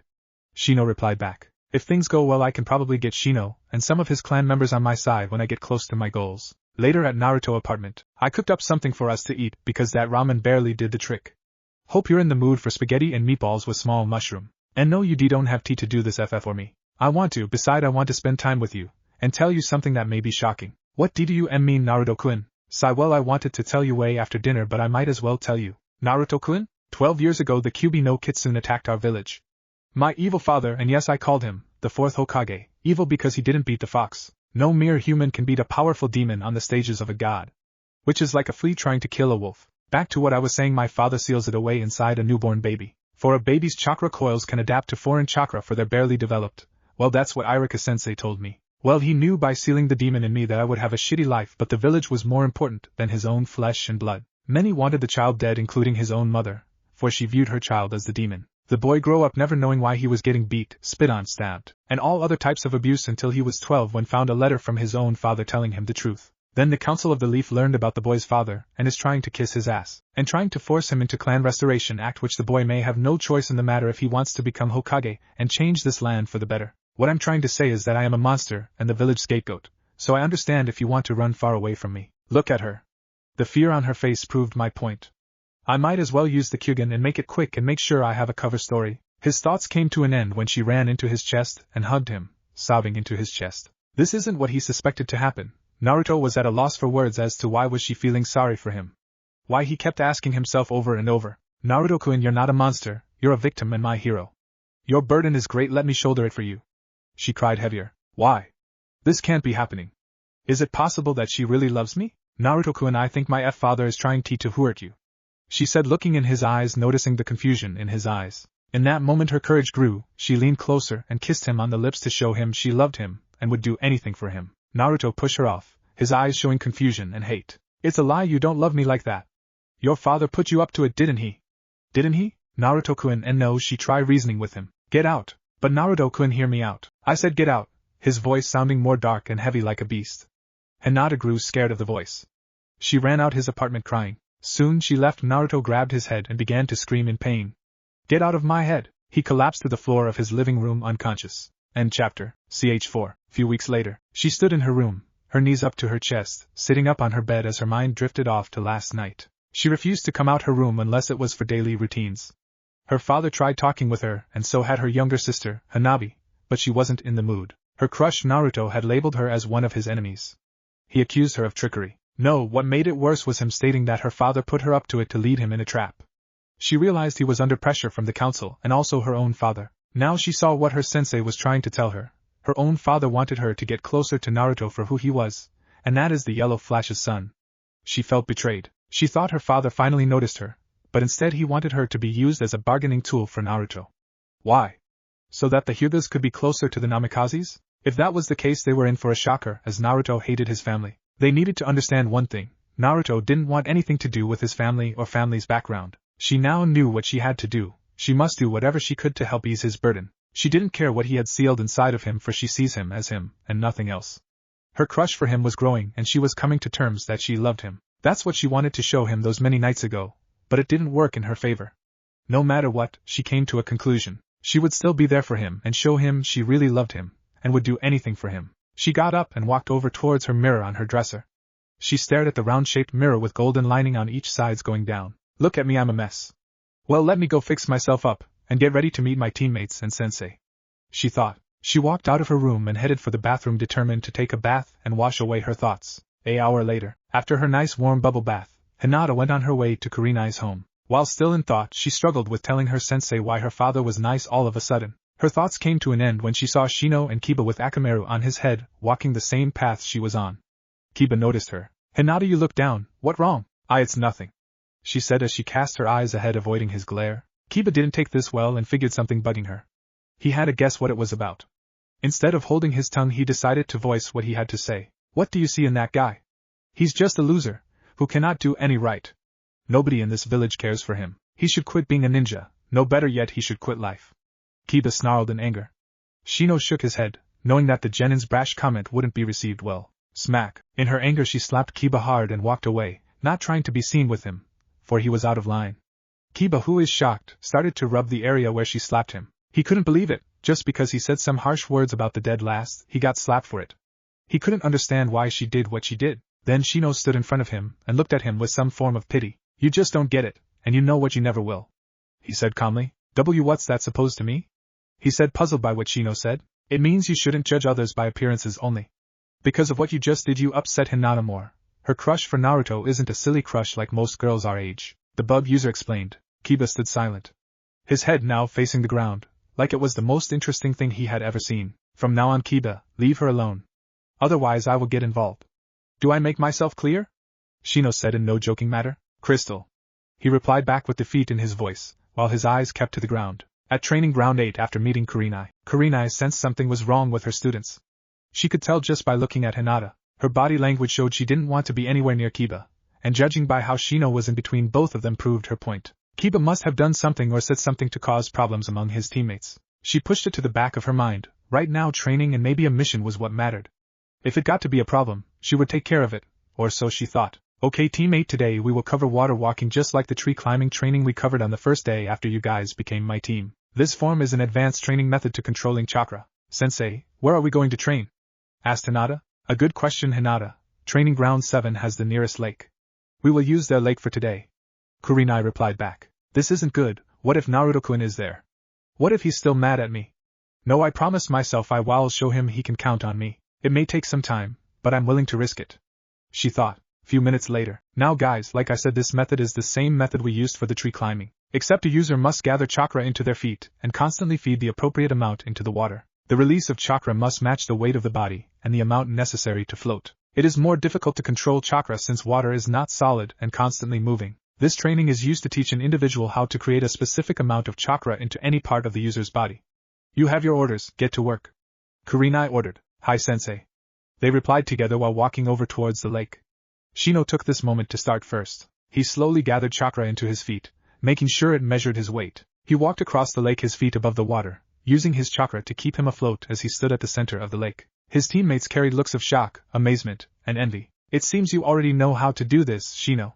Kurenai assumed. Yes, sensei. It's important for my clan to know how to control chakra, and mold it. It's the only way we can control as many bugs as we can. Sensei, being that I know how to control my chakra, I ask with your permission if I may help my teammates. If my teammates need help, please allow me to help them. He responds back while walking back towards Kurenai. You have my permission. Hinata and Kiba, you just witnessed what Shino can do. If you need any helps, you can ask Shino or me for help. She said. How like I would need it. Akamaru, stay here boy, this will be over before you can blink. He boasted once again, letting his dog down on the ground. He gathered chakra through his feet and arrogantly walked over onto the water. He didn't get far, for he quickly fell into the water. Kurenai palmed her face with her hand. Hinata was trying to cover her mouth from laughing, and Shino just stared with no emotion on his face. This will take a while. Kurenai thought to herself. Try again, Kiba, and pay attention this time. Gather chakra into your feet and constantly feed the appropriate amount into the water. The release of chakra must match the weight of your body and the amount necessary to float. Kiba growled and got out of the water and tried it again. He fell once again back in the water. He got angrier again and kept trying, falling into the water each time. Shino tried to finish what he wanted to say, but Kiba in his anger snapped at him. I don't need anyone's help. Just worry about yourself. Kiba, do not snap at your teammate. He's just trying to help you. Kurenai said as she noticed Hinata getting the hang of it. Hinata, not bad, then again us female ninjas can easily gather and control chakra. She gave her compliment. After a couple of hours of trying out the water walking training, each of them got the hang of it. Kiba finally got the hang of it after caving in and asking Shino for help. Kurenai was proud of her team, who finally starting to get the hang of things. In her mind she thought if they continued like this she would nominate them for the upcoming Chunin exam in a few months. She saw that they had enough time. She wanted to have them do one D-rank mission for the day. She cleared her throat to get her genin's attention. Since we still have enough time, I figure we can do one D-rank mission for today. Me and Akamaru won't mind as long it's not that mission chasing after that cat again. He growled, remembering the bad encounter with the cat known as Taro. He has a point, sensei. Even my bugs don't like the Fire Lord's wife's cat. Shino responded in agreement with Kiba. I thought he was cute. He seems so scared of her. Poor kitty, she said, feeling sad. Do not worry, we're not taking that mission. We're going for a different approach today. From what I remember, I believe Kakashi's going to have his team do that mission today. I hope that evil cat OUCH. He didn't finish that as Shino stepped on his foot. This in return caused Kiba to growl, and Akamaru to bark. What the hell, Shino? He shouted. Perhaps you forgot what I said to you on not to judge others by appearance only. Let it go, Kiba, before you hit rock bottom. Shino said while looking him straight in the eyes. Kiba saw Hinata out the corner of his eyes. She did not look pleased by what he attempted to say. Hinata had a look of irritation on her face, and Kurenai had had enough. Okay, let me get this straight for you three. I respect others' personal lives and struggle not to intrude unless they want me to. But listen well, I will not have my team fall apart over some problem. Either learn to drop it or I will get involved. Do I make myself clear? She said with authority. Hi sensei, Hinata responded. However, Shino or Kiba didn't respond, both of them still sizing each other's up with their eyes. Kurenai raised her voice once again. Do I make myself clear, boys? Yes, sensei, Shino finally responded. Yes, sensei, Kiba responded, and Akamaru barked as a response. Good, now let's go, we've already wasted enough time. Kurenai said calmly. Now, at Ichiraku noodle shop. At least you have a lazy sensei, ours is batshit crazy. Said a girl with green emerald hair. Who's your sensei? Asked I am, Midarashi Anko. Replied a black-haired boy. My god, and you sure you kids aren't under any ordeal? Said Tochi. Dad, you've heard of her? Asked I am. Oh yeah, Mitarashi Enko is one woman who you don't want to cross. She was once Orochimaru's student, but due to his treachery she became an outcast by the civilians and shinobi. Naruto, she is just like you, she knows what it's like to suffer but instead of crying about it she powers through. Dad, I don't see what the problem with her is, said Ayam. Hold on, don't interrupt me, I'm getting to it. Now as I was saying, over the years she became tough. She killed without mercy, put a lot of men in the hospital making them women in the progress, and she's quick to go off on somebody who has bad-mouthed her. Also she loves blood, said Tochi. Oh, Ayam responded. Well, I need to meet her, said Naruto. It's your funeral buddy, replied a boy with dark messy brown hair. Renji, that's not nice. Give sensei a chance, replied the same black-haired boy. Kira, it's true, he wouldn't last 5 seconds with her, said Renji. Now how would you know that? I can be very clever at times, Naruto responded. That's true, Naruto did prank a lot of people and always got away with it, Saki said, backing Naruto up. I admit, Naruto, you do have a way of getting your way when it comes to pranking, even if Irika-sensei caught you sometimes. However, Enko-sensei isn't anything like Irika. She's dangerous and vulgar. Heck, from what she told us the council didn't even want her to become a sensei, let alone a jonin, said Renji. Then she's the same as me. I have no love for the council. They're nothing but a pack of vultures picking at the flesh. They know they cannot survive on their own without leeching off of someone, he said with a serious tone. What was the only response Kira gave? No way, I know you never said that to their faces, Saki said, thinking he wasn't serious. Tell you what. If I show you proof of me saying that to the council one day, then you must introduce me to your sensei, Naruto said. Why do you want to meet her so much? Saki asked while her 2 teammates wanted the same thing. I wish to ask her something very important that deals with people putting other people down, he lied. Team 9 looked at each other before nodding. Renji, I decided to be the spokesman. Okay, it's a deal, but only if you get the proof first. Until then it's a no-go. Then we have a deal, ladies and gentlemen, shall we shake? Naruto, why are you wasting everyone's time? We have a mission, and we're going to be late because of you, yelled Sakura with a twitch on her forehead. She clearly didn't want to inform him of this, but Kakashi made her do it. She stormed out of the stand heading towards the Hokage's tower. I envy you guys, for you have a perfect team and a sensei who's willing to help you regardless if she's a nut. My team is shit. Sasuke will mostly be killed due to him thinking he's better than everyone. Sakura will most likely be raped by some sleazy guy. And Sensei will do nothing but read his book because he wants to escape his painful past, Naruto said as he paid for his meal. Keep the change, Tochi-san. And Team 9, it was nice speaking to you.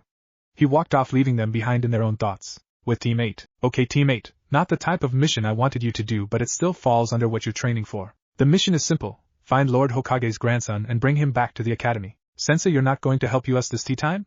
Hinata asked. Not this time. Instead, I'll be watching from the shadows. My job is to see if you guys are progressing.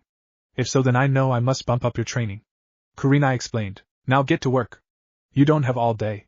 Failure to get the Hokage's grandson before the academy has dismissed their students will result in mission failure, she said as she signaled with her hand, and instantly Hinata activated her Byakugan. Shino summoned his bugs from his body and Kiba and Akamaru began sniffing the ground together. Here, I want you guys to hold on to these, Shino said, handing them each earpiece headphone. Why do we need these? Kiba asked. It's to help us keep in contact with each other.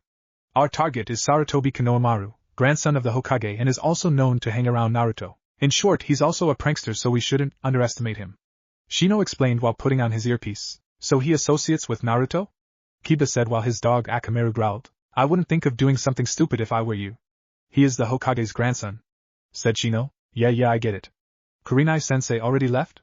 He said. So has Hinata, Shino pointed out. With Hinata, with her Byakugan activated, she searched through the area for traces of Konohamaru. One thing she knew about Konohamaru was that he modeled himself after Naruto's pranking habit. Naruto gave up his habit soon after he became a genin. Konohamaru felt someone should take over, and that someone should be him. The only difference between Naruto and Konohamaru was that Naruto pulled his pranks on his own, while Konohamaru had friends to help him out. One of his friends is a girl with orange pigtails who can be sassy at times, and the other is a glasses-wearing boy with a runny nose. Hinata knew she must find them quickly before someone got hurt. As soon as she came into the markets area, she spotted not just Konohamaru's chakra but his friends also. She saw a small faint signal in the air. Her fear was accurate in that he was not alone on his mission. She began to contact her teammates through the headpiece. With Shino. Shino, who was located on top of one of the building rooftops, extended his hand out. A fly landed on the palm of his hand. He brought his hand closer to his face as the fly began buzzing in its own language that only an Aburaim could understand. I see, he replied back to the fly.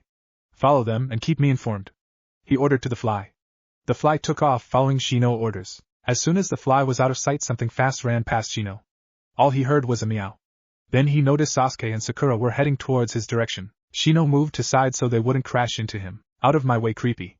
Sasuke yelled while running past him. Sasuke-kun, he headed in that direction. It leads towards the forest, said Sakura, who was sweating from running and still trying to keep up. Naruto calmly walked past Shino. Shino, Naruto. He responds back. Naruto, instead of running after what his teammates were chasing, took the calm approach and just took his time by walking. Shino didn't have time to figure out what was going on as Hinata's voice spoke through his earpiece. Shino, I'm not sure if you know, but Konohamaru's trail leads deeper in the markets district, and he's not alone. He has his friends running with him as well as a mob of people who I assume are his prank victims. Yes, I'm aware of his position. I'll send one of my insects to keep tabs on him. However, I'm unaware of him being chased. Hinata, see if you can intercept as quickly as possible. I'll be there shortly. He ordered back. Hi. She responds back. No need to. I have the brats in sight. I'm with the mob, said Kiba through the headpiece. Kiba, do not let any harm come to him or his friends. Shino said. I won't. He responds back. With Kiba. Kiba, who was with the victims, had cornered Konohamaru and his friends in front of a flower shop.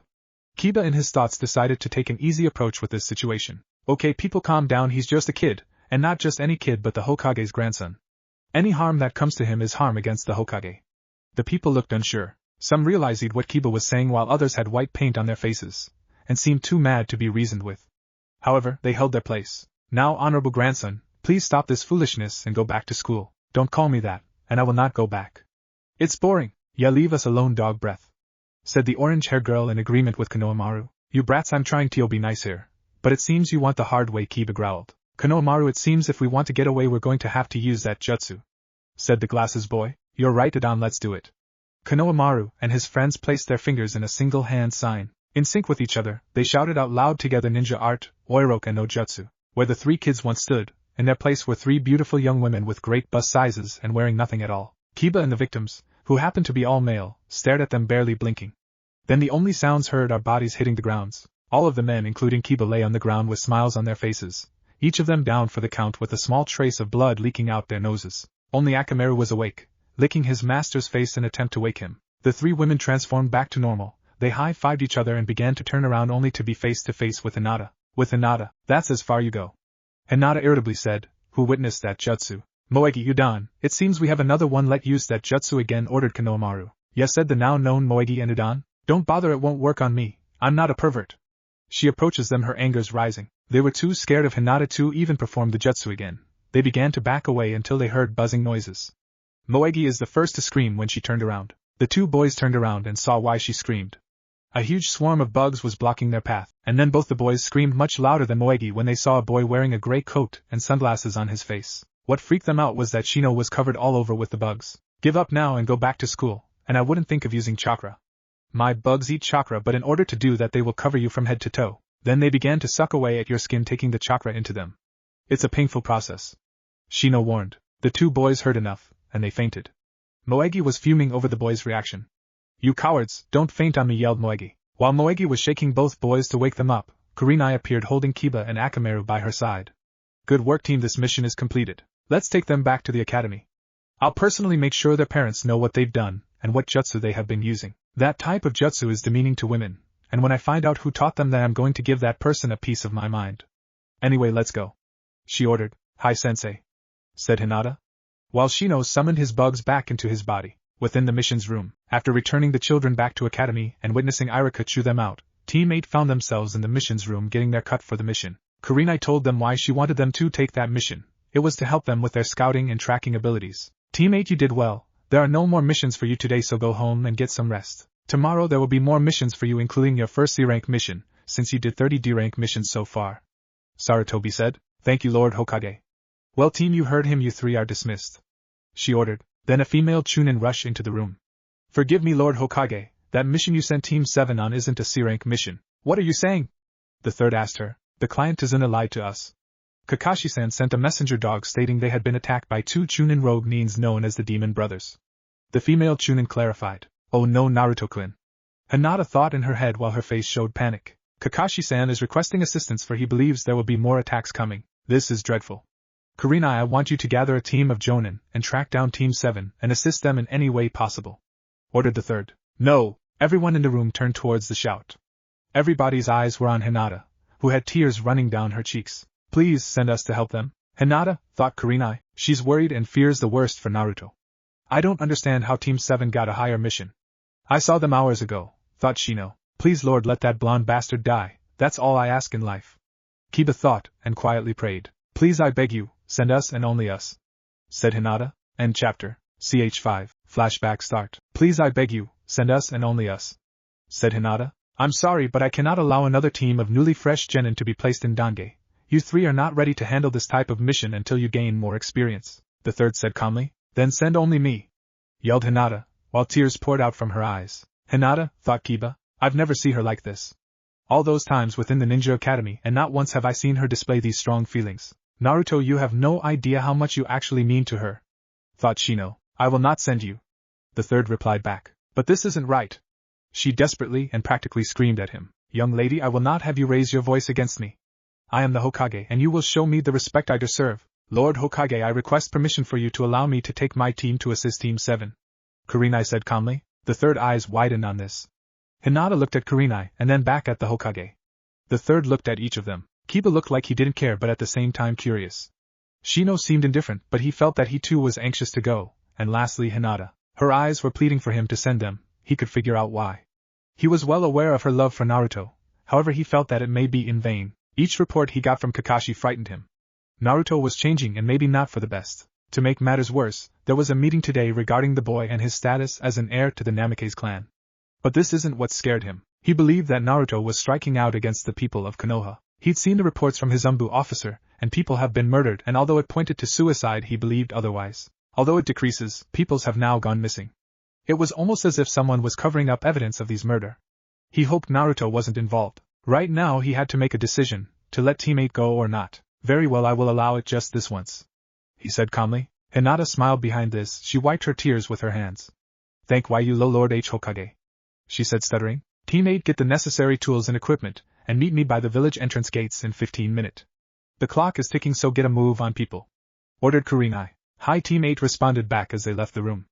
Only Kurenai, a couple of people who work in the mission room, the Chunin woman, and the third were left. Kurenai, I hope you know what you're getting yourself into, you're not the type to agree to something like this, said the third. Lord Hokage, it's true I would have never allowed this to happen, however regardless of my decision Hinata would have disobeyed orders and gone anyway, answered Kurenai. It's her love for Naruto that's keeping her going, however it may be her undoing, the third said calmly. My lord, what do you mean? Said a puzzled Kurenai. Naruto has changed, be careful, things will become hellish, said a stern Hokage. Hi, she answered back. End flashback. At the forest where Team 7 fought Zabuza. So what did you learn, Kiba? Asked Kurenai. There was a battle here, Team 7 and some guy I don't know, said Kiba. Woof woof, barked Akamaru. What's he saying? Kurenai asked. Akamaru said a female ninja was here and took that unknown guy far away. Kiba answered back. This is true. My bugs detect faint chakra signals. My bugs will not be able to track those two ninjas, said Shino. Neither will I, Kiba agreed. Sensei, besides the environment being in a bad shape behind the battle, I'm picking up a strong signal of chakra leading further south. The signal is strong but fading away. I don't know whose chakra it is, Hinata said with her Byakugan activated. It must be Hitaki Kakashi, he was once in Umbu Corp. This is a tactic that uses one's own chakra to signal others nearby to come to their aid. Kakashi wants us to follow him and his team. Kurenai briefed them. Then this is not good. Kakashi-san must be injured if he's broadcasting his chakra, said Shino. I hope Naruto got injured. No, in fact I hope he lost his legs. Just what the hell does she see in him? He looks and smells as a fox. Don't worry Hinata, I show you who's the top dog when I save the day, thought Kiba. Come on Kiba, we're moving out now, ordered Kurenai. Coming sensei, Kiba replied back. Tizuna's house. Kakashi began to open his eyes. The first person he saw was a beautiful mid-30-year-old woman. Then he noticed he wasn't outside in the woods, but instead he found himself in a room with a woman. Judging from her looks, he guessed she was a relative of Tizuna. The woman noticed he was awake. She walked up to his futon bed. You're awake, for a moment you had your students worried. I'm Tsunami, daughter to Tizuna the bridge builder. You're in my home, right now I'll have your students speak with you but I want you to rest up, okay? Understood, Kakashi tiredly said back. Tsunami walked out the room. After a few minutes the door to the room opened up. Sasuke entered the room followed shortly by Sakura, and finally Naruto. Sit down, I must talk with you three, ordered Kakashi. Sasuke and Sakura sat down in front of him. Only Naruto chose to stand near the door with his arms folded. Kakashi paid him no mind. He cleared his throat ready let them know his theory. Tell me, what the real purpose of a hunter ninja is? He questioned them. To hunt rogue ninjas, answered Sakura. Yes, but their jobs are also to annihilate their victims so no evidence will be leaked out. You see, when a person becomes a rogue, he takes with him their village's secrets. If those secrets were to be leaked out, the village that rogue came from will be in danger. A hunter ninja's job is to find and wipe out the rogue ninja. Once that's done, they obliterate the body so no traces are left behind. What I'm saying is that young boy we saw is not a hunter ninja. He did not destroy the body on the spot, instead he carried it away. My guess is that young boy is working for Zabuza and it was a ruse. Zabuza is alive, Kakashi explained. But sensei, you killed him. You even checked his pulse and confirmed he was dead, Sakura said in a panic. That is true, but have you noticed that fake hunter's choice of weapons? Kakashi replied back. Sasuke's eyes widened. He finally got what Kakashi was hinting at. He was about to answer, however Naruto beat him to it. Senbon are actually needles. While mainly used for acupuncture, some shinobi, properly trained, can use them as deadly weapons. One of the reasons it is not all that popular is that it requires extreme accuracy and speed. For these are only deadly if they hit a vital area of the body. This is a fact I know all too well. When I was younger I was attacked by shinobi using Senbon needles, and trust me, those guys were fast. Why were you attacked? Sakura questioned him. Sasuke looked at Naruto, also wanting to know. Oh, that's simple, none of your business, he answered back, annoyed with her presence. Hey, don't snap at me like that, I was just wondering, she shrieked. And I said it again, it's none of your business, he yelled and spelled it out for her. Sakura was about ready to attack him. Kakashi didn't feel in the mood for this. Since they became a team, there had been problems between all three of them. Right now he decided to nip this in the butt before it became a problem too big. Enough, right now we need to be united and not divided, Kakashi exploded. Pink-haired bitch, Naruto mutters to himself. Kakashi sighed and calmly took a breather. During these weeks we will train so we can be prepared when we face Zabuza again. Just then Tazuna entered the room with his daughter Tsunami. Tsunami didn't look pleased. Then her father decided to speak. I must thank you once again for protecting me. With you three here I can safely build the bridge that will help our land, said Tazuna. Zabuza is still alive, Kakashi flat out told him. Excuse me? Tazuna said, starting to get scared. You heard me, Kakashi responded back. Dear God, but how? You said he was dead. Hell, you killed him, I saw it, said a nervous Tazuna. Tsunami grew scared, her father's life once again in danger. She stood quiet, not knowing what to say in these types of situations. I did, but he was in a near-death state set up by that fake hunter. They are working together, and I'm willing to guess we have a week before they both appear again. A week? Shit, that's not even time to prepare, said Tazuna. Do not worry, my team, and I will not allow you to come to any harm. We will be ready by then, said Kakashi. Who are you people? What are doing in my family house? Shouted a young boy near the doorway.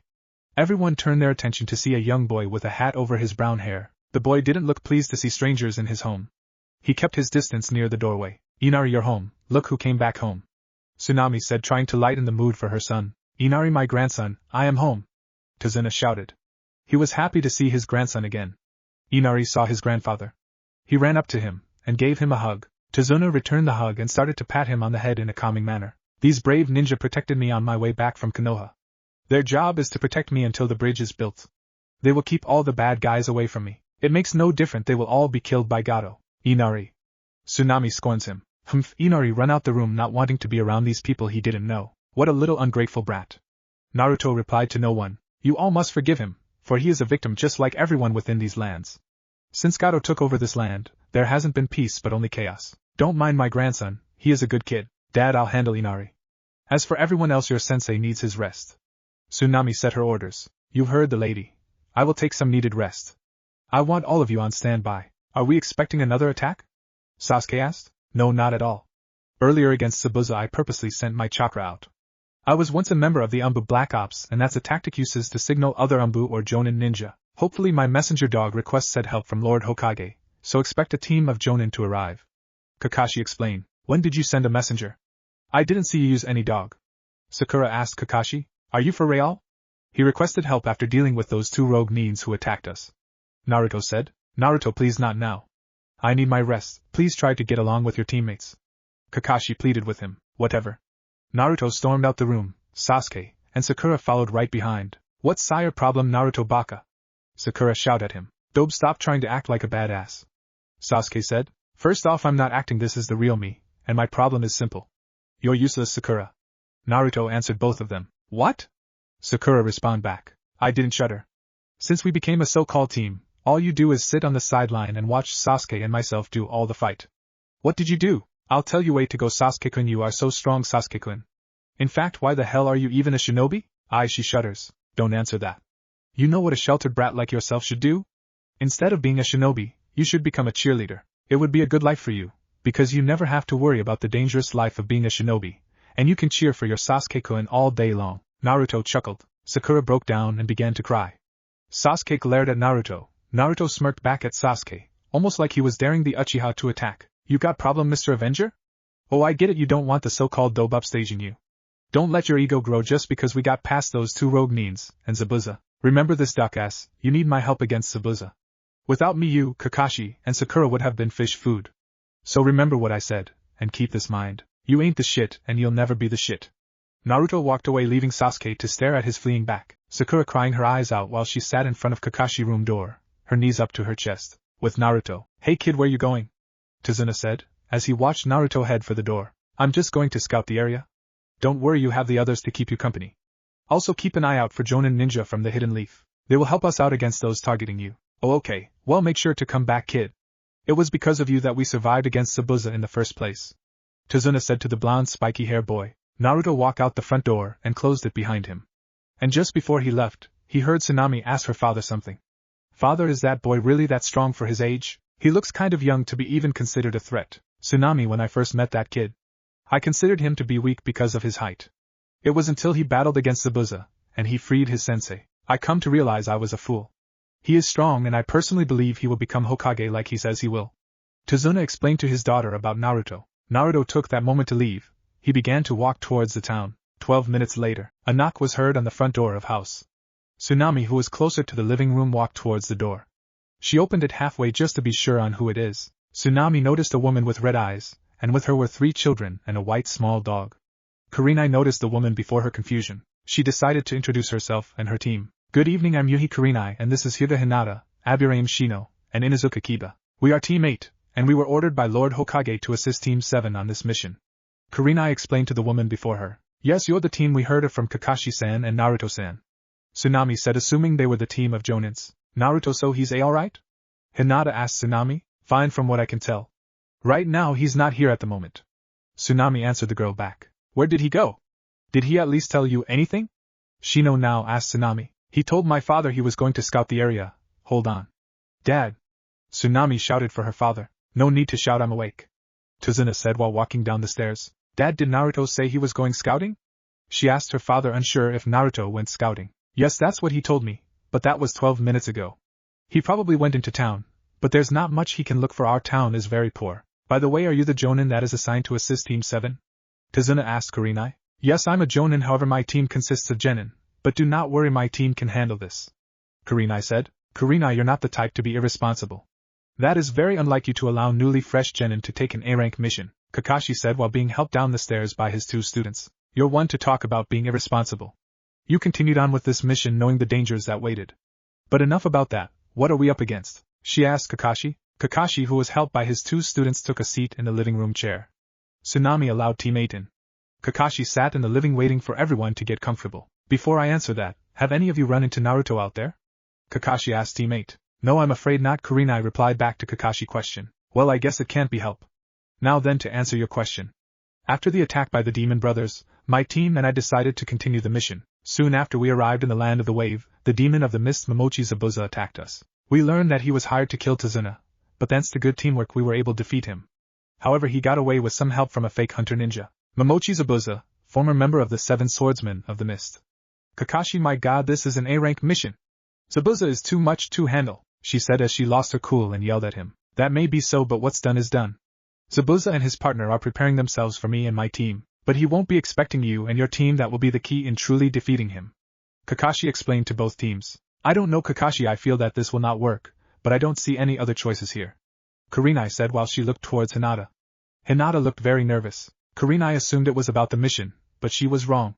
That's not what was bugging her at the moment. Hinata was thinking of Naruto, her thoughts really on what he would think of seeing her here, with Naruto. Naruto was walking back to Tazuna House, his thoughts on what he had seen in town. The town looked like something out of a bad movie. It was truly a slum. Hardly anything of worth was there. A lot of laid-off people, thieves, and homeless children. Naruto admitted one thing. He loved Gado's idea of making people suffer. He felt a little hurt he had to kill the man. He wished he got to learn under this man, as his ways ruling was what he had planned for Konoha. A smile crept across his face. He knew it would be the perfect revenge for all those who wronged him. He would kill those who were against him, imprison those that claimed to be his family, and finally he would rule over the weak. This was his way of thinking, call it survival of the fittest. Soon he got to the front door and heard voices. He assumed the Jonin arrive. Naruto felt uneasy for a moment as he heard Kiba's voice. Within Tazuna home, Naruto misses hearing the story of Kaiza. Inari went to his room. Akamaru is the best dog. He can also sense chakra with his nose, so he can judge an enemy's strength and warn me if they are particularly powerful. Kiba explained to everyone in the living room. Interesting, that's one amazing ninja dog, Tazuna said in response. Akamaru looked towards the front door and began to growl. Sasuke noticed Akamaru's behavior. He looked towards Kiba, which he noticed Kiba staring at the door also. Kiba, what his problem? Why are both of you staring at the door? Naruto is back, was all Kiba said. Hinata's face lightened up. The one she was looking forward to was back, but her fears of rejection was weighing a lot on her heart. Naruto opened the front door. He stared at everyone in the living room. His face was blank, not one hint of emotion on his face. He quietly moved past everyone, paying no mind to everyone looking at him. He stopped in front of his sensei. Naruto stared the man in his visible-eyed. Now correct me if I'm wrong, but you said you sent a messenger dog to request for a team of Jonin. Yes, that's the plan, Kakashi calmly replied back. Then please explain why there's one Jonin and another team of Genin. One I'm cool with, another who's using me, and the last one that smells like a wet dog, Naruto stated. Look, now I know you upset, but we came up with a plan, Kakashi told him. What's this plan then? Naruto asked Kakashi. Team 8 will lay in wait, and when the time comes, they will ambush him and his masked friend, Kakashi explained. Naruto walked away and headed for the stairs. Kakashi noticed Naruto's attitude and for once he was getting tired of it. Hold on, don't you walk away from me when I'm talking with you. What's wrong? You've been buddies since Team 7 was formed. You don't think I didn't notice the fake facade you place on yourself? Well, you're wrong, mister. Tomorrow you will act like an actual shinobi. We have training tomorrow, so be on your best behavior. Sasuke, Sakura, and Kiba smiled at Naruto getting chewed out, while Kurenai was trying to figure him out along with Shino and Hinata. Kakashi wasn't done yet. He kept talking. Tomorrow you will be doing the tree climbing training. It will teach you how to control your chakra. You Naruto need it the most. Naruto stopped walking. Instead he turned towards the nearest wall. He gathered chakra through his feet. He placed his left foot on the wall along with his right foot. He began to walk up the wall, and towards the room he would be sleeping in. Everyone sat there not saying a word as they were completely stunned. Sasuke grit his teeth along with Kiba. Sakura's mouth hung in shock along with Kakashi and Kurenai. Shino sat there staring and finally nodded as if approving what Naruto just did, and Hinata started to smile. One thing for sure, they didn't know Naruto like they thought they did. The next day in the woods near Tazuna, Team 8 and Team 7 were standing in front of a couple of big trees. Only Naruto leaned up against a nearby tree watching. He had his arms folded, an act that told everyone he didn't want to be there. Every few seconds Sasuke would look back towards Naruto, which led both the boys in a staring contest. Sasuke did not like the idea that someone was stronger than him. To him it showed he was nowhere near the strength he needed to be when he went after his own brother. Since last night he kept asking himself, where Naruto got his strength from. His thoughts came to an end when Kakashi started to explain to them how to perform the tree climbing training. This training includes gathering chakra into the feet and climbing up a tree. It teaches control chakra by bringing out the correct amount in the proper area. The amount of chakra needed to climb a tree is minimal, but it has to be perfect. The bottom of the foot is the hardest area to gather chakra. Once you keep trying you will build up your chakra storage, and by learning to control chakra, an individual can master any jutsu if they try, Kakashi explained to his team while giving them an example as he walked up the tree. He only used his clutches as his support. Kurenai didn't like how Kakashi took so long to teach his genin this type of training. Normally a jonin was supposed to teach them this the moment they became a team. This type of waiting would create problem. Which in their case it has, as it's probably why Naruto is cold to his team. She asked herself if Kakashi neglecting his students. She did not know how to answer that, for she didn't know much about Kakashi. She made a mental note to ask Asuma about him. Another thing that worried her was Naruto himself. She was aware he had the QB seal inside of him, and she was aware that he didn't live a charmed life. What frightened her was that he was getting strong too fast, and the fact that Kakashi wasn't aware of his growing strength. That cause also led to many problems as it reminded her of Uchiha Itachi. He was the heir of the Uchiha clan who murdered his own family for power, leaving only his brother alive, so he could have someone to test his so-called power. Itachi at a very young age was gifted. He was a genius who graduated from the academy and later became an Umbu captain in the beginning of his teenage years. Naruto was showing small signs that he may be the next Itachi, and she hoped she was wrong about that. For now she broke out of her thoughts when she noticed Kakashi was staring at her with concern. She missed hearing Naruto stating he going to watch over Tazuna. Teammate, since you already know how to do this training I want you to assist them any way you can. Sensei. Yes, Hinata. Can I please watch over Tazuna-san also? She asked her sensei. Kurenai thought about it for a while, and finally she made her decision. Yes, you may, Kurenai-sensei. I too wish to help to watch over Tazuna-san. Kiba also asked her. No. Kurenai replied back to him. But why? Kiba asked, not understanding her answer. I need you here to help Team 7 with their training. Shino cannot do this alone. Do not worry about Hinata, she can handle any threat that's willing to attack Tazuna. And plus Naruto is with Tazuna, she explained. Fine, I get it. Kiba said, but deep down he was pissed, and he feared for Hinata's well-being. At Konoha Council meeting. Today a brief meeting will be discussing the current position of Namake's Naruto.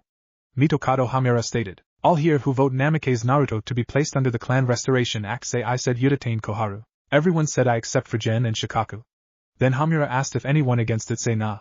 Gen and Shikaku were the ones to voice nah. This shocked everyone including Choza and Inoichi. Shikaku, I don't understand my friend, why are you against this? Choza questioned him. It's too troublesome to mention, however I believe that something bad will come from it. Already Naruto has changed and not for the best. I just have a bad feeling about this, he answered back. I agree with Nara-san.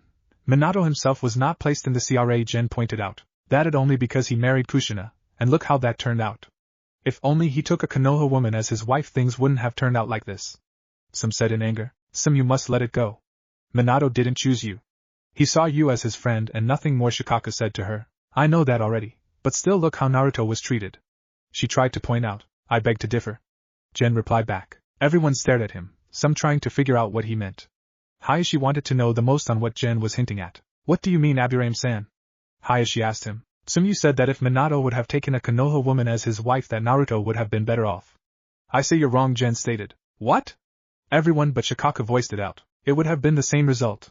Naruto would have been treated unjust by our people, maybe even by his own mother for the loss of her husband. We're only human, that's why it's so easy for us to do things that are wrong. Also, a lot of people has been killed or went missing. I hate to say this, but I believe Naruto is responsible for those people's disappearances. No, I refuse to believe that. Hayashi yells that out. When a person is pushed too far, they will do the unthinkable just to survive. That is what you call survival of the fittest. Gen calmly replied back. Yes, and under survival of the fittest one must protect himself/herself from all threats, including those who trying to help him. If Naruto is the killer, why now did he take the moment to strike? Said a man with bandage wrapping covering his right eye. This man looks to be the same age as the Hokage himself. He walked in the room before council with his cane. The man was missing an arm, but he still managed to move in. The council didn't look happy to see him except for the Hokage's advisors. The third grit his teeth. He had a history with this man. This man once ran for the position of the third Hokage, although he lost. He plotted on more than one occasion to become this village leader. Problem is the third barely have any proof to lock up or execute this man. Danzo, why are you here? The third questioned the man now known as Danzo. Sarutobi, I'm here to tell you who the real murderer is. Danzo calmly replied back. With Naruto and Hinata. Naruto and Hinata were guarding Tazuna. Tazuna and his crew were arguing over finishing the bridge, being the fact they were frightened of Gato, and what he was capable of doing. Naruto looked at Hinata, and she looked back with a small blush. I might as well say I'm sorry. Knowing Hinata, she's not the type to try a devilish act. Her father is an unknown factor though. He does look like the type to use people, and I did state that I need followers in my quest. And I cannot get any followers if I keep chasing some people away, but for now I will keep a close eye on her. Plus she also said she'd do anything for me, that is something I can use. I can stomach Hinata as she's better than other girls my age. That old dog bitch did say to put me in the Clan Restoration Act. I'll go along with it only so I can get Hinata's father out in the opening, and plus I can learn more about the council, their strength, and their weakness. Thought Naruto. For a while they stood quiet, and then Naruto decided to break the silence. Hinata-chan, I'm sorry for how I treated you last week. No, it okay, it was my fault. You were right, my father is trying something but I don't know what. Hinata explained to Naruto. No offense Hinata, but your father is scary. Naruto lied. I know he frightens me also. Hinata placed her head down. Naruto lifted her head up so she was looking at him. Her tears poured out her eyes. She was upset that her father was using her. All she wanted was his respect, but it was not meant to be. Naruto kissed her right on her forehead. Hinata blushed harder than she had ever done before. She couldn't believe Naruto kissed her. She was about to faint thinking it was a dream, but Naruto caught her attention. Do not faint, you're too beautiful for that, and besides we need to guard Tazuna in case he's attacked. Naruto told her. Okay, she shyly replied back. I was upset because your father and the council is forcing me go through the Clan Restoration Act. I have no way to stop that, but I won't love any of the others girls and you know why. He asked her. Why? She shyly replies back. Because none of them will understand me like you do. Hinata, I need you. I request for you to be my first wife because I feel I'm losing myself. Plus it's the only way to catch what some people are trying to achieve against me. Will you always be by my side? Naruto asked her. He knew she'd do anything for him, and he was planning to hear yes. Why yes, Naruto-kun, I will always be by your side. I told you before I'd do anything for you, for I love you for who you are and nothing else. Hinata rested her head on his shoulders. Naruto wrapped his arms around her waist. Naruto smiled knowing he'd won. His dreams were becoming much brighter. Thank you, Hinata-chan, he replied back with a smile. A dark, evil smile that Hinata unfortunately failed to catch. Later that night at Tazuna House. Don't you people get it? Gato is powerful. You'll all be killed by his men. There are no real heroes, so you all don't know what it likes to suffer. Inari shouted. Excuse me? Are you stating that I don't know what suffering is? Naruto said as got in Inari's face. Naruto-kun, please don't, Hinata said in an attempt to ward off the explosion she knew was about to come. No, my princess, he needs to hear this, and so does everyone else. Listen, little brat, you don't know what real suffering is. When I was born, my father the fourth Hokage sealed an evil demon within me, knowing my life would hell. Have you ever heard of Kyubi no Kitsune? Well, that's the beast my father died sealing within me. Before he died, he wrote a letter to me, and guess what it all said? He was asking forgiveness on making my life shitty. He said it was for the good of Konoha that I must burden his sin. My mother has forsaken me and gave me up, only raising my twin sister. Yes, don't be surprised a mother can do that to one of her own children. She doesn't have to love me, and she did just that. When I was 3, I was kicked out by the orphanage and lived on the street for a year. I had to eat whatever I can find. I had gotten beatings from adults and children for having the demon sealed inside of me. Our leader, the third Hokage, allowed it, because he couldn't play favorites with me, not when he had a whole village to worry about. This continued on even when I was 12, when I found out the truth about my family and the demon. At least you have a loving family. I wasn't so lucky. So don't you ever tell me that I don't know what suffering is, when you haven't lived a fucked up life. Naruto finished telling him off and walked out the house. Kurenai looked towards Kakashi for answer. She got them when Kakashi placed his head down. Shino respected Naruto more now. His bugs warned him in the past that Naruto was different, but he knew it would lead to this. In his view, Naruto is a hero. This got him to think a lot about how people treated others. Kiba grew afraid of Naruto. He finally understood what his mother was hinting at when he was younger. In his book, Naruto was truly a monster. Sakura was afraid, for she shared Kiba's view on Naruto, but she felt somewhat sorry for him. Sasuke was mad. He was mad because Naruto was a cheater, and felt that he was only strong because of the demon sealed inside of him. However, part of him wished to fight Naruto to prove even if he had a dark power, Naruto was still a dope and a weakling compared to him. Hinata, who already knew from Naruto himself, began to watch everyone closely. She could have gone after Naruto, but she knew he needed his space right now. She chose to stay behind, wanting to know who really his friends and who not.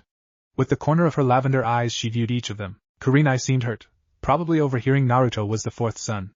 Kakashi seemed hurt the most. Tazuna and his family seemed sorry for Naruto. Inari sat there not moving, absorbing what Naruto told him.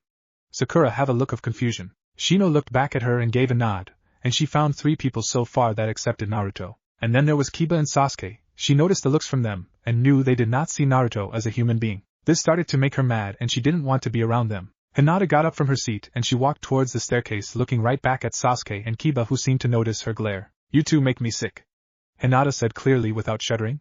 She walks up the stairs, not paying attention to them or anyone. Fine, I guess Hinata is a demon lover after all, Kiba said, no longer caring what she thought or anyone else thought. Kiba! Kurenai scorns him. How dare you, Kiba? Now you're going to judge Hinata? Shino got in his face, finally losing his cool. Why are you making it such a big deal for? Kiba's right, Naruto's a lowly monster. So if Hinata wants to be stupid and go with a demon, then she's a demon lover, Sasuke said, backing Kiba up. What's wrong with you two? Didn't you hear what he said? His own father seal is a demon in him, he's a victim. Tazuna snappies at both the boys. That boy is a hero, you two. His very will is what keeps that beast lock away. Kurenai explains to them. Is it true? Did his own mother abandon him? Tsunami said, trying to be calm. His mother Uzumaki Kushina did more than just abandon him. SGT tried to kill him, Kakashi nervously explained to everyone. Sakura looked like she wanted to cry more. Shino stared at Kakashi in disbelief. Kiba and Sasuke showed no sign of regret or sorrow. Tazuna's mouth hung open. Inari ran upstairs crying, and Tsunami growled and walked away to a corner cursing to herself. Kurenai took it the hardest, as she couldn't believe hearing Kushina did something so low. Her friend Anko looked up to both Minato and Kushina, and if she heard that Kushina was just like the villager with their hate, it would crush her. Tonight was not a good night for anyone. The next few days Naruto refused to rest in the house. He even turned down Tsunami, and Tazuna offered to come back in. Instead he slept outside at the forest. Most of the time Shino and Hinata would join him. But most of the time Shino left both Naruto and Hinata spend a night alone while he stayed close by. Kiba and Sasuke avoided Naruto like the plague itself, while Sakura kept her distance but would sometime try to talk to Naruto, though he still acted cold around her and said he doesn't want her pity. Kakashi had gotten better and continued to train his team, and the same went for Kurenai and her team. Hinata and Shino no longer said anything to Kiba. Both senseis feared for the worst and tried their best to fix this problem. Once in a while they got along with each other, but the damage was done. Everything changed one morning when Naruto slept outside. His body appeared to be worn out, a sign of the training he had done. This time he didn't have Shino or Hinata with him. A hand reached out towards him, and out of nowhere Naruto grabbed the hand. He opened his eyes and in front of him stood a very beautiful young girl. She had long black hair going down her shoulders blades, she wore a pink kimono, and in her arms she carried a basket full of herbs. She almost as beautiful as Hinata-chan. However, something's not right about her. She's carrying herbs. I may not be a doctor, but I know what those herbs do. They're supposed to heal body wounds. I wonder. Naruto thought to himself. You shouldn't sleep here, you'll freeze to death, said the beautiful girl. I wasn't sleeping, just resting my eyes, Naruto said to the girl. But still, are you a shinobi? She asked him. Well, my headband says I am. He tried to joke. However, she didn't laugh but smiled a little. Sorry, I'm corny. It okay, so why were you here again? Naruto briefly explained the reason why he was outside, though he made sure not to reveal anything too important. Naruto as a test brought up his teammates' names on purpose. Haku asked him if they were precious to him. You said, are they precious?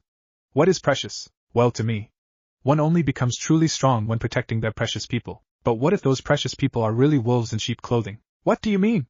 Haku asks him. I have few people who I consider to be my friends. I thought I had a lot of so-called precious people, but guess what? They backstabbed me, calling me a monster, and that I'm useless. Is that what you called precious people, Ms. Hunter-san? The girl's body tensed up for a moment, and finally she relaxed a little, though not dropping her guard at all. How did you know? The herbs you're carrying are for healing bad wounds. I would know, for when I was young people would try to kill me for something I have no control over. Our village leader used some herbs on me to heal me, though I didn't need it at all. Then you're just like me, I also lived a hellish life, Haku said to Naruto. That's why I find it hard to believe in having a precious person. It seems fake to me and a load of shit, Naruto said with no remorse. That is your view about it, but you are wrong. When I was young I was from a family of farmers, except my mother had a blood limit ability of ice. However, the land we were from is afraid of those who had special abilities. Normal people view them as monsters or demons. I too have the same ability as my mother. My father found out and gathered a mob. They killed my mother and proceed to kill me.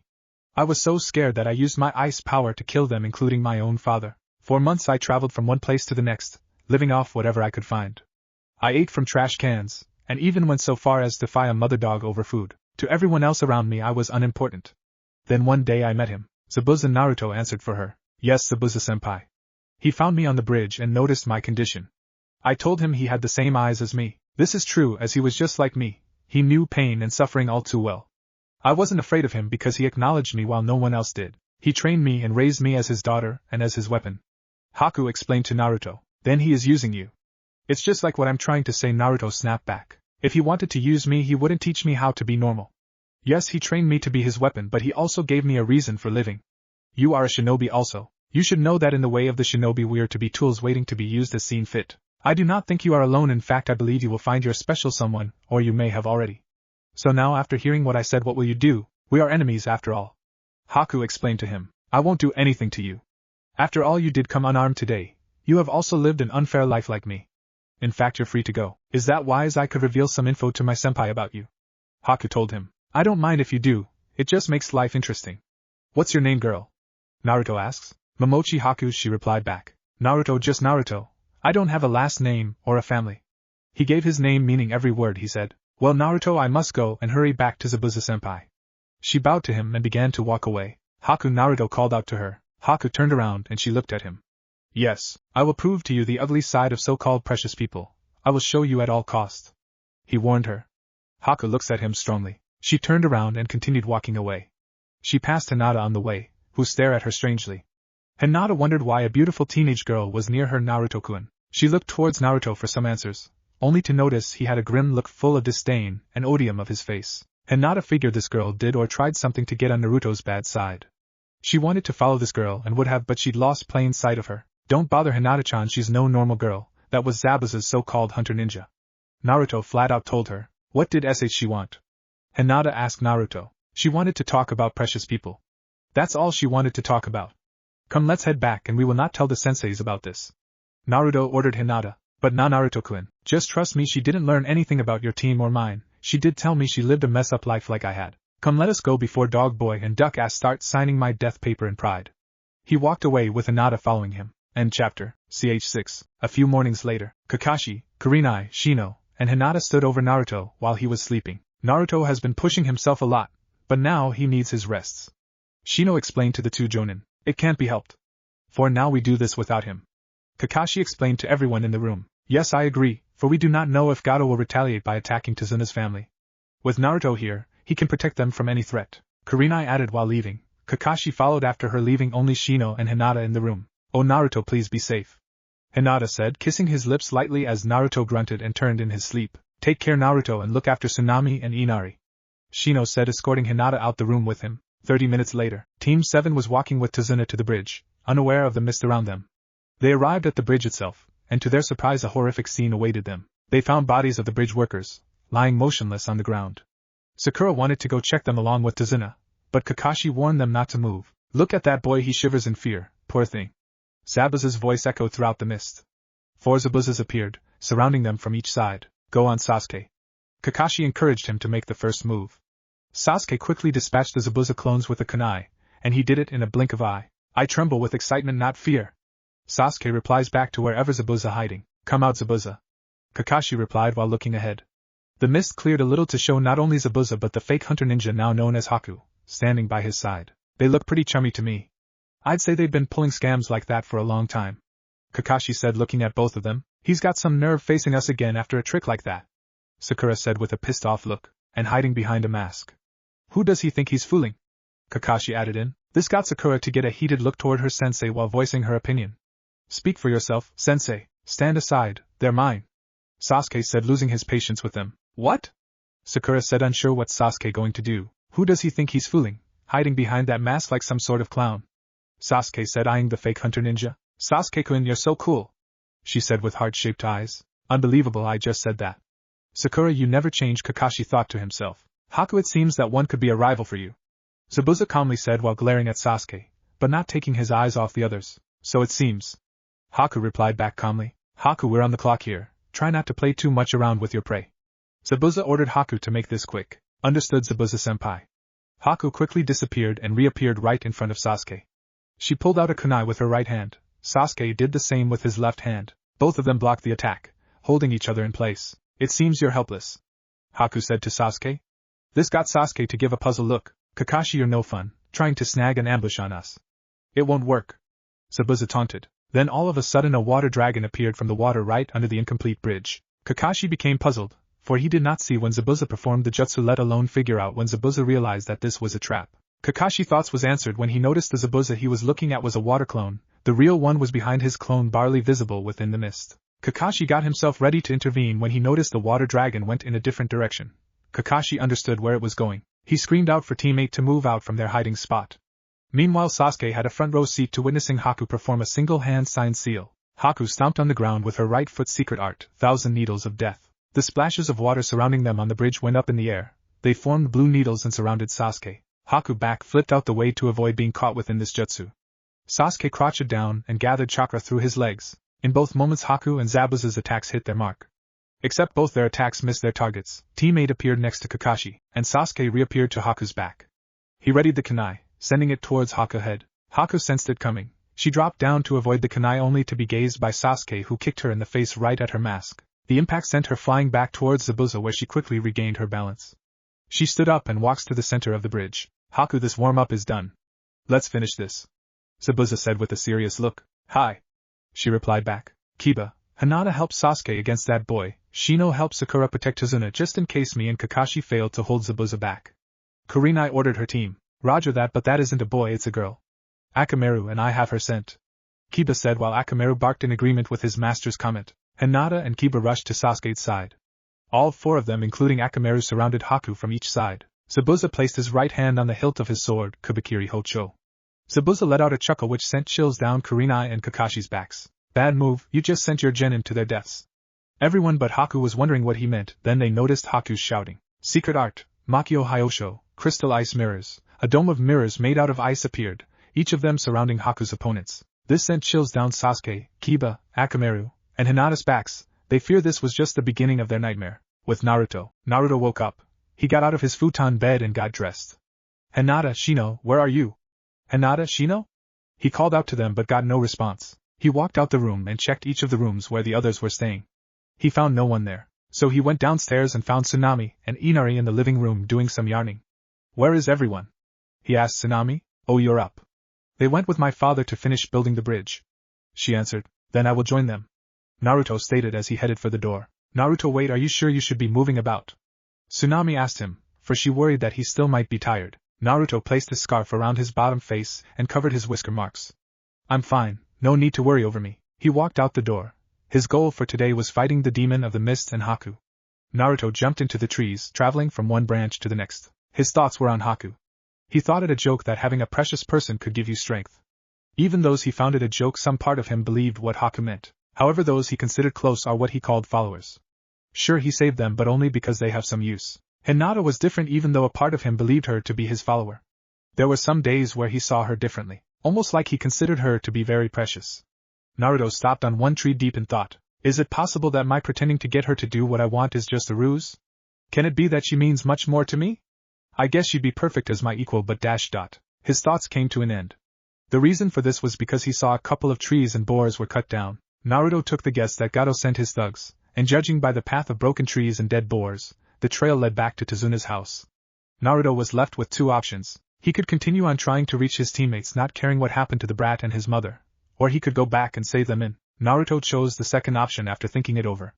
Besides, he needed to unleash pent-up rage. He turned towards the path and headed back to the house. With Hinata, Kiba and Akamaru are already down and not breathing. Sasuke is barely keeping up, and I cannot land a hit, and took much damage from those summon of her. She's fast, too fast. Naruto-kun, please hurry. Hinata thought while going into her Hyuga fighting style stance. Sasuke was growling as his newly Sharingan eyes could barely keep up. Every fireball jutsu he used never hit their mark. Haku was too much for him to handle. Haku proved to be stronger than he was. I won't accept this. I am elite. None are stronger than the Uchiha clan. He yelled out in rage. This was Sasuke's last remake, for he was swept off his feet by Haku in an extreme burst of speed. Sasuke was stuck in midair as Saban needles struck him from every mirror. To Hinata's horror, she witnessed Sasuke's body becoming a needle ball. The attack stopped, and Sasuke hit the floor pretty hard. With little strength he stared at Haku. His mind viewed Haku as a different person. This person looked like him but older, and his eyes filled with coldness. But what made it worse was this person had the Sharingan. You are weak, cling to life, foolish little brother. A voice said from a distant past. Then this same person transformed into Naruto. You Uchiha are not great. It's no wonder they were killed off, good ridden. Screw you Itachi, Naruto. Sasuke said with the last of his strength, and then he closed his eyes and stopped breathing. Haku in each mirror stared at the boy with pity. I warned each of you. I will do anything to make Zabuza-senpai's dream come true. I too fight for someone. Alright now he's counting on me. Hinata replied back to her attacker. Do what you must, for I will not be held responsible for I will do. The Hakus warned Hinata as they prepared to continue this. Hinata activated her Byakugan again. With Inari. You were spared, kid, now you should feel lucky. Said the thug with the silver hair. Don't you harm him or I bite out. Tsunami yelled before she got hit on the back on her head by the same silver hair thug, knocking her out. MOM. Inari grew very scared for his mother and his own life. Now you brat, give our regards to Kaiza, said the man with the eye patch. Both he and his silver-haired partner unsheathed their swords. They charged at the boy and slashed with their swords. When they looked where the boy was standing, he was gone. Not even a drop of blood was on the ground. Hey losers, over here. The two thugs turned around and see not only the boy and his mother, but also a blonde spiky-haired boy wearing all black, with an orange scarf covering his bottom face. You two are already dead, you just don't know it. Naruto said in a dark tone. You little punk, you're dead, shouted the one with the eye patch. Before they could even move, two Narutos appeared from behind them. Both of them kicked the thugs in the back of their heads, knocking them out. Inari, untie your mother. Naruto ordered the boy, while he walked up to the two thugs. He griped his kunai handle as he picked up the silver-hair guy by his chin with two of his fingers. Naruto, what are you? Inari didn't get a chance to finish his question, for he witnessed Naruto slicing open the silver-haired thug's throat. Blood gushed from the now open neck. This was the second time Inari had witnessed blood or a person's death in front of him. Naruto wasted no time and dropped the man down like he was trash. He moved to the next guy and instead of slicing out the man's neck, he drove the other kunai down on the man's forehead. Blood splashed on Naruto's face. The man died instantly. Naruto didn't care if this shocked Inari as he piled the two men up together and kicked them into the water. The water around the dead bodies began to turn red. Inari wanted to throw up, but Naruto grabbed him by the collar. Listen up, kid, if I left them alive they would just try to attack you and rape your mother. We live in a world where the weak is always stepped upon, there is no hero. We shinobi are not heroes, we just carry out our missions. Sometimes our mission will involve protecting people, other times it involves killing innocent people. If you want to be saved then become a hero, crying will do nothing but bring you more pain. I gave that up a long time ago, so stop crying and learn to walk on your own 2 feet. I have no time for this, my mission is not over. He dropped the kunai into water, then he jumped into the trees leaving Inari to his own thoughts. With Shino, Sakura stand guard. Shino ordered her, what about Sasuke-kun? The girl replied back in fear. We cannot help him or the others. The moment we move to Zunasan will be put in danger. Shino explained to the pink-hair girl. What about your bugs? Sakura asked him. For some reason this mist is messing with my bug senses. They cannot get a fix on what's going on. Shino explained. You brats don't have what it takes to be considered shinobi. A voice from behind them said. Shino, Tazuna, and Sakura slowly turned around to be greeted by a kneeling Zabuza holding his sword. Zabuza swung his Kubikiri Hocho, attempting to cut Tazuna from his midsection before either Shino or Sakura could react. The sword stopped in its place by a kunai. Kakashi was using whatever strength he could muster to hold Zabuza's attack back. Kurenai appeared behind Kakashi doing hand signs. Move you 3 now! Kakashi ordered them. Shino and company did not protest. They grabbed Tazuna and moved across the misty bridge. Kurenai's body vanished along with Kakashi and Zabuza found himself pinned to a tree against his will. Kurenai appeared within the tree above Zabuza. Oh please, this genjutsu will not finish me off so easily, Zabuza said, and he suddenly bit down on his bottom lip underneath his mask. He broke out the genjutsu using his pain. He back-kicked Kurenai from behind him, and quickly flipped Kakashi over him, when Kakashi tried to thrust the kunai into his chest. The result led Kakashi dropping his kunai and crashing on top of Kurenai, their faces barely touching each other. Kurenai didn't have time to feel embarrassed for she saw Zabuza coming from the sky with his sword. Kurenai grabbed Kakashi and rolled him over with her on her right side. This led to Zabuza crashing his sword down on the ground, nearly missing them. Kakashi and Kurenai got up ready to attack back, but Zabuza jumped back a few feet. With Hinata, Hinata could barely stand. Her opponent had attacked her legs too many times with those Saban needles. She was slowing down and breathing hard. Hinata saw no chance of winning this for her opponent too strong and fast. She believed she was going to die.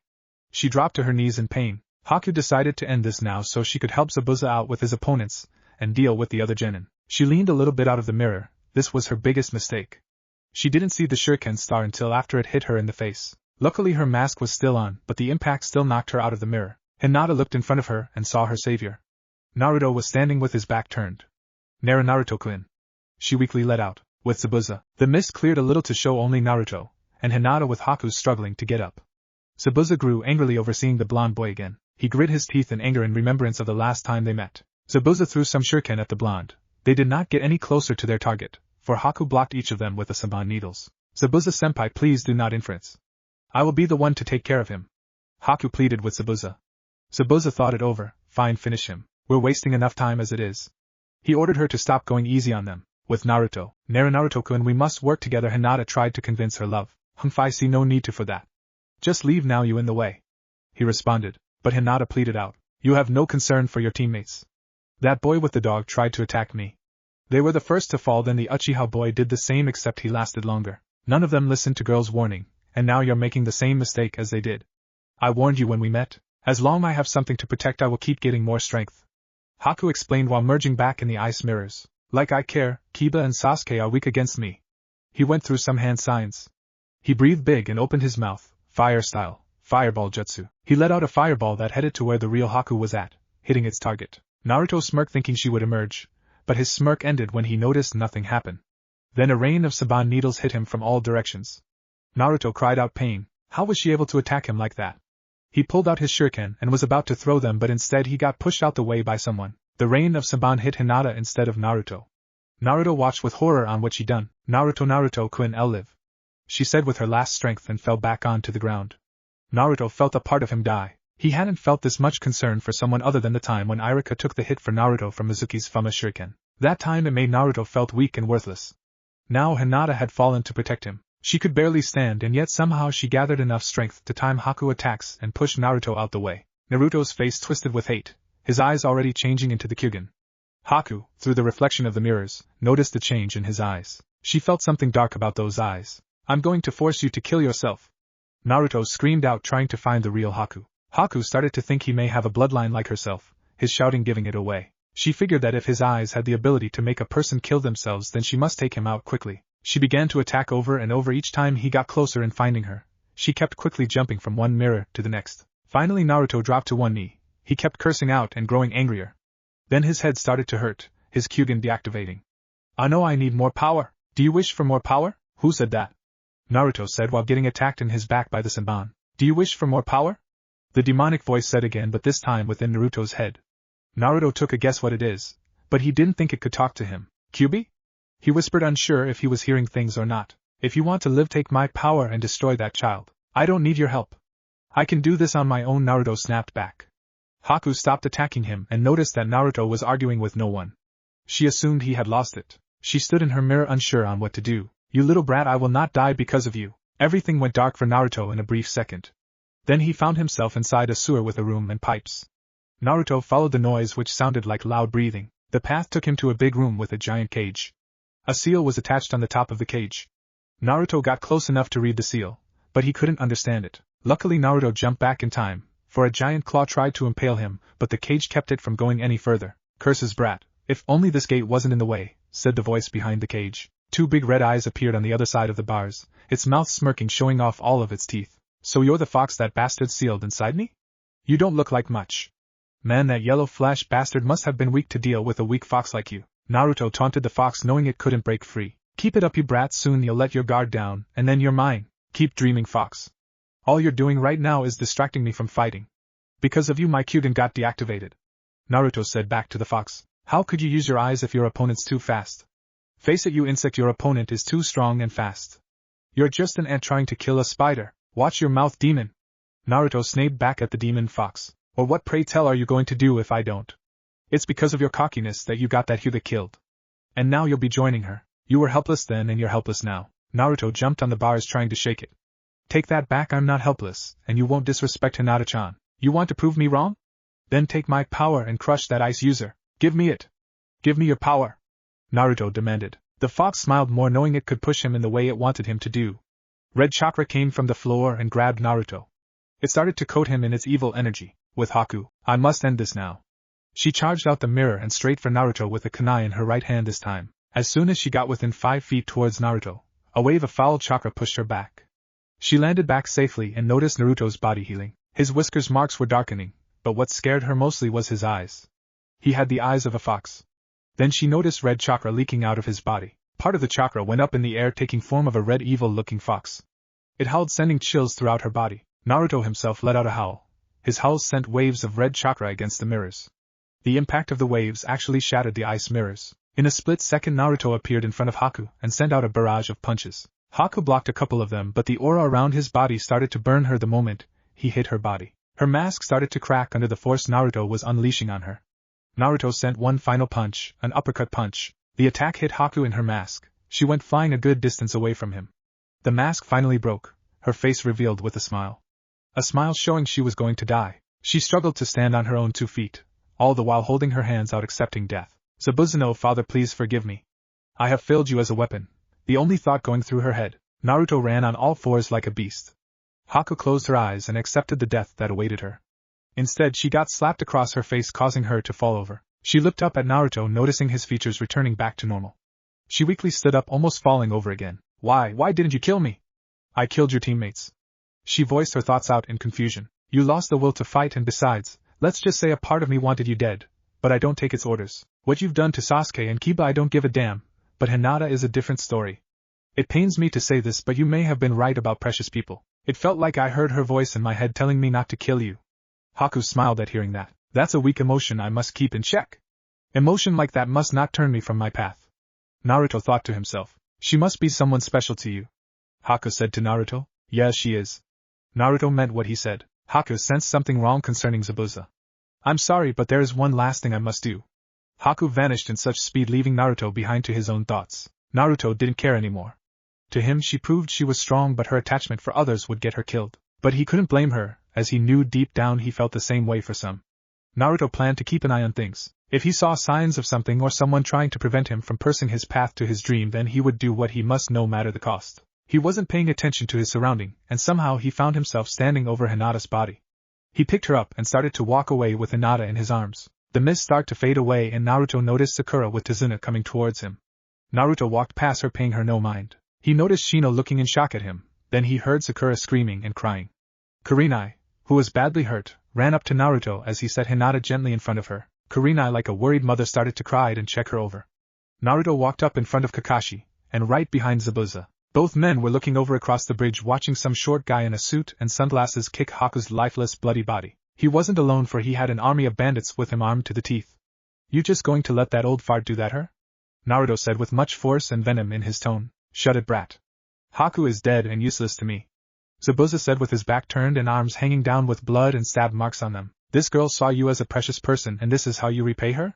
She looked up to you and was trained by you for a long time, and you just stand there and allow some coward put his foot on her? I guess Haku is wrong about protecting something that is precious.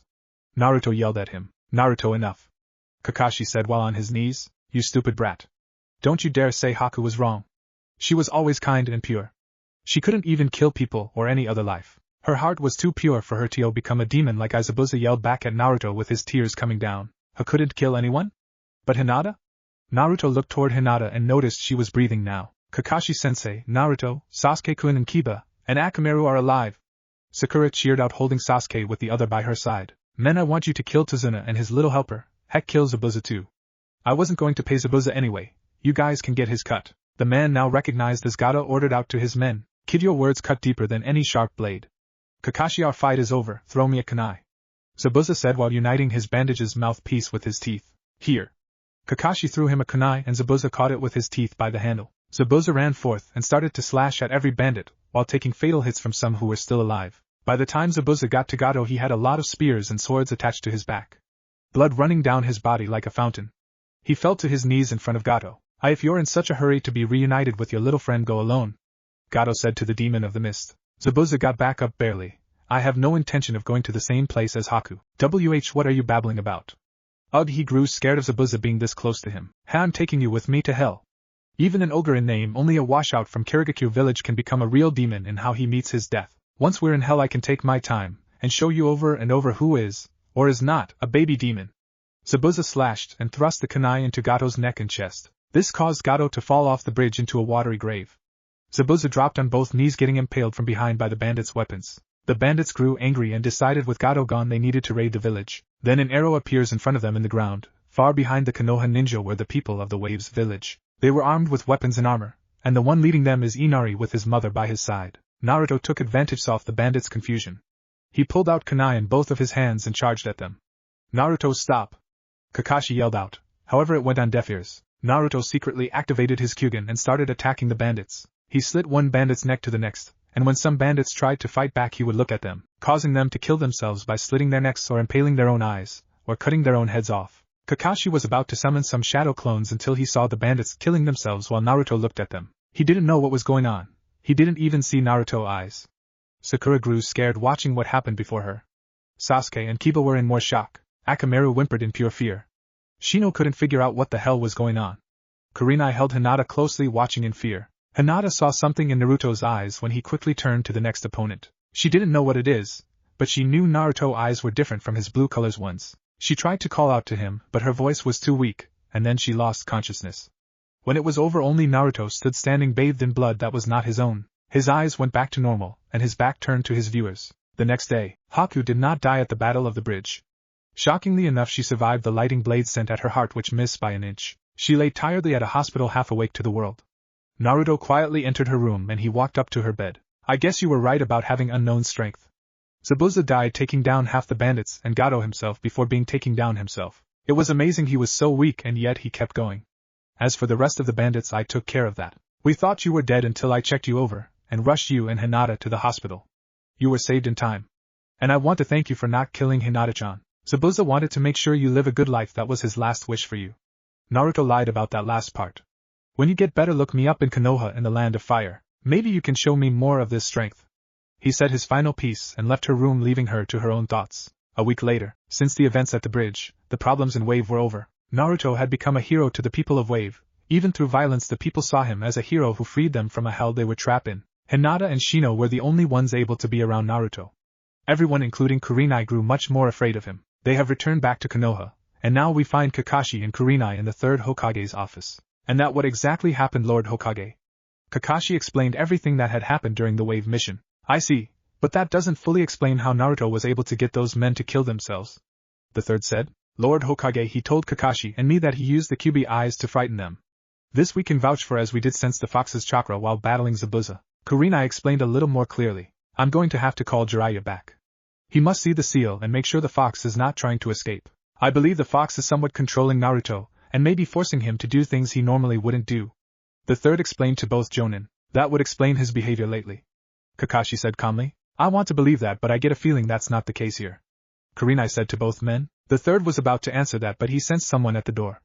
Enter. He ordered that person to enter the room. A Umbu ninja wearing a mask and a white coat entered the room with two other people. Tenzo, why are you here? You're supposed to be watching. The third noticed a woman with red hair and a young girl with red hair, except she looked like a female version of Naruto. Kakashi stood in shock.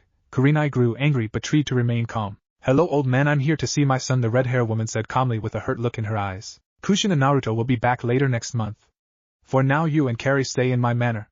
The third lied to her face. A month later, genin from different lands began to enter the leaf. The reason for this is that the Chunin exam is being held here in the hidden leaf. Kushina and Carrie walked around village seeing how much the village has changed. They were so lucky not to run into Naruto. But that's only because they stood around the rich district and Naruto hung out at the poor district. Today the council would order Naruto to their meeting. It will be there where Naruto will see his family he no longer cared for. The meeting would discuss Naruto's duties as an heir to the Namake's clan, and his future, with Naruto. Hinata-chan, Shino, I want you to meet Team 9.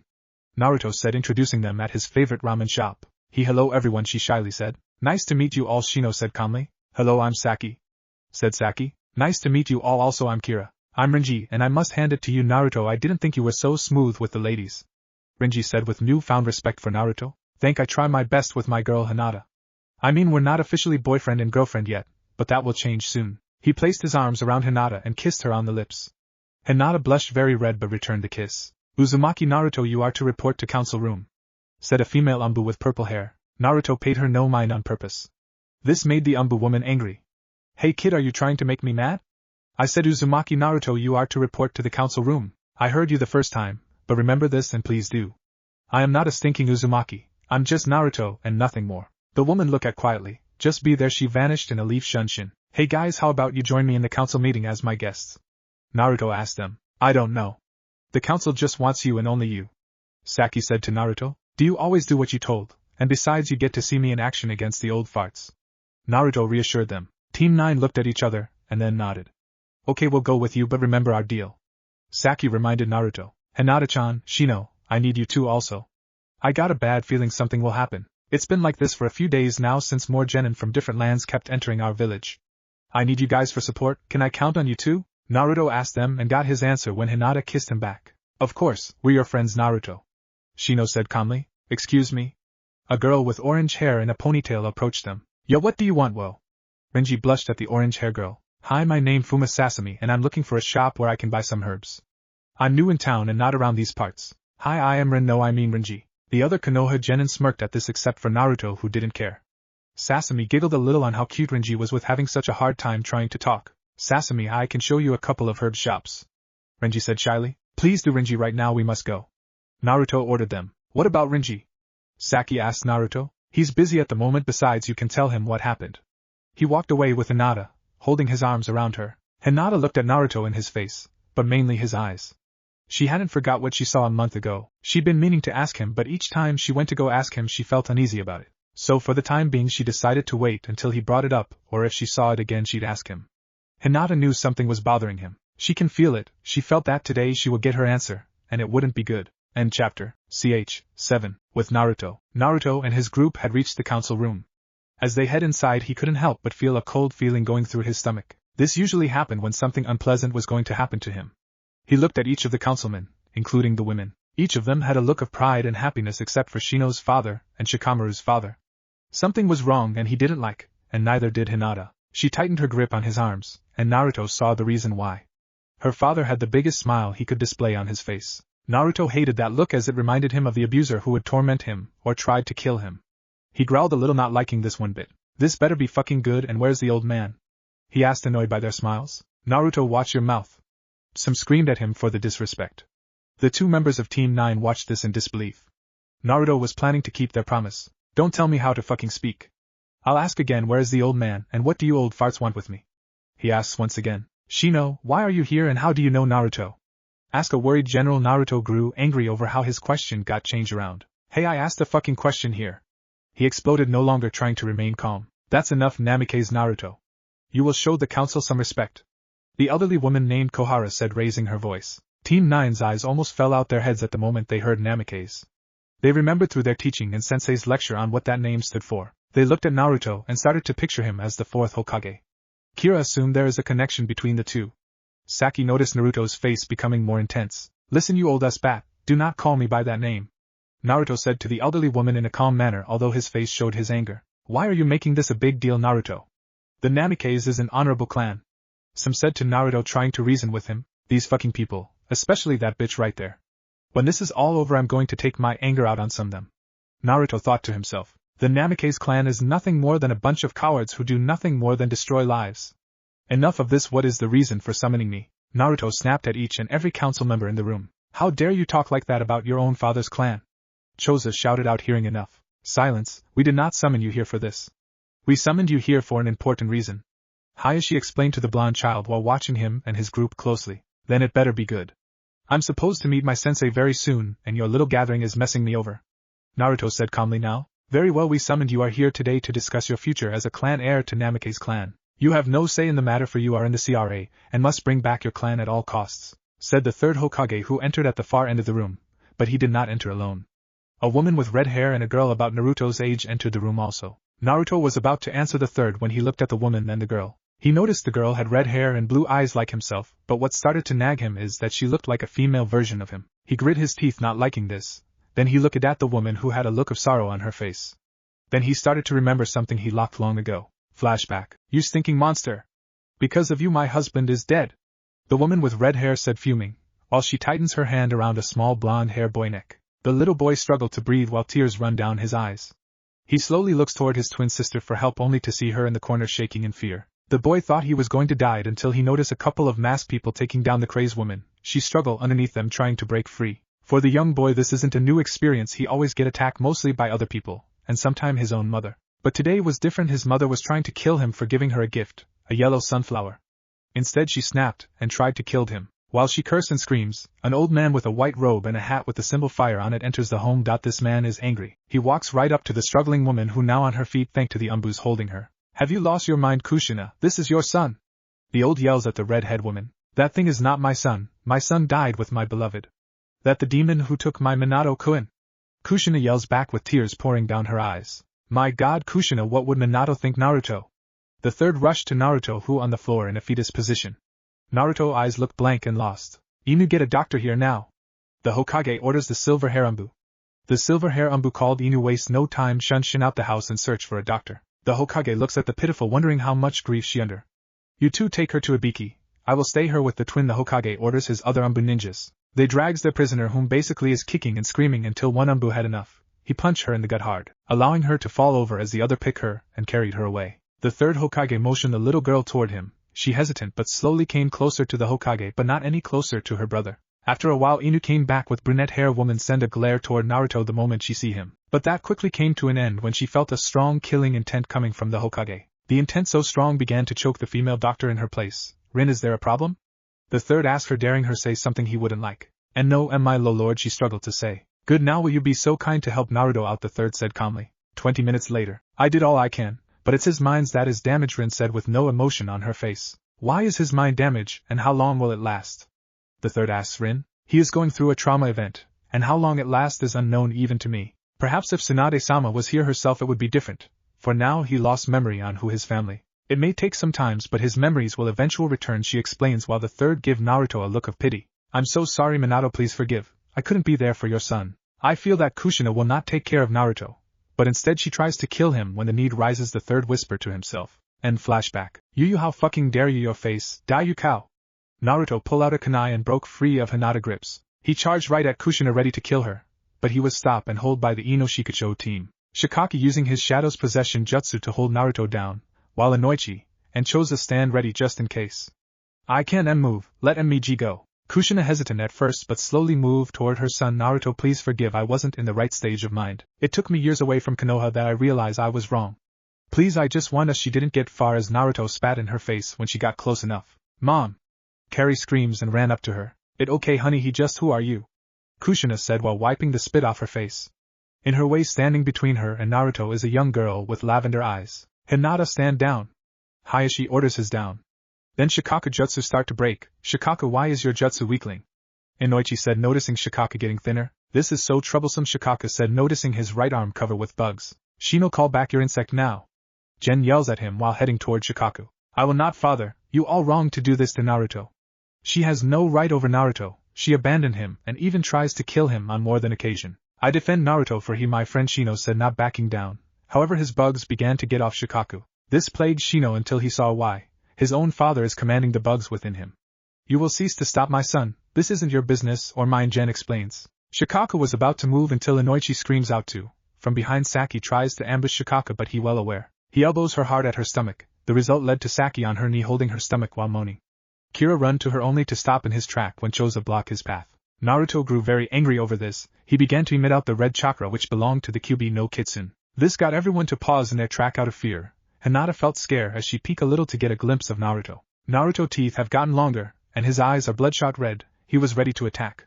Naruto stand down that a order. The third demands him to power down. Screw you old man, I will say this just once and only once. I am not a Namikaze or Uzumaki, from now on I am Haku Naruto said with a demonic voice. Kushina and Carrie backing away in fear of Naruto, the rest of the council got behind the Hokage ready to fight. Hayashi looks at Naruto out of fear. My god he calling himself insanity? Hayashi said coming to a conclusion that this boy in front of him may not be human. I will make my own clan. I do not need the backing of those bitches that call themselves Namikaze. You wanted a demon you got one now. Naruto growled out. Fine you leave me with little choice Jiraiya do it the third order to the one right behind Naruto. Naruto eyes widened when he turned around he saw a man in his 50s with long white spiky hair. Then Naruto felt a jab to his stomach, 5-pronged seal. Then Naruto felt like his gut is on fire. ARRGGGHHH. He screams out in pain. Naruto-kun! Hinata rushed to Naruto catching him as he falls into her arms losing consciousness.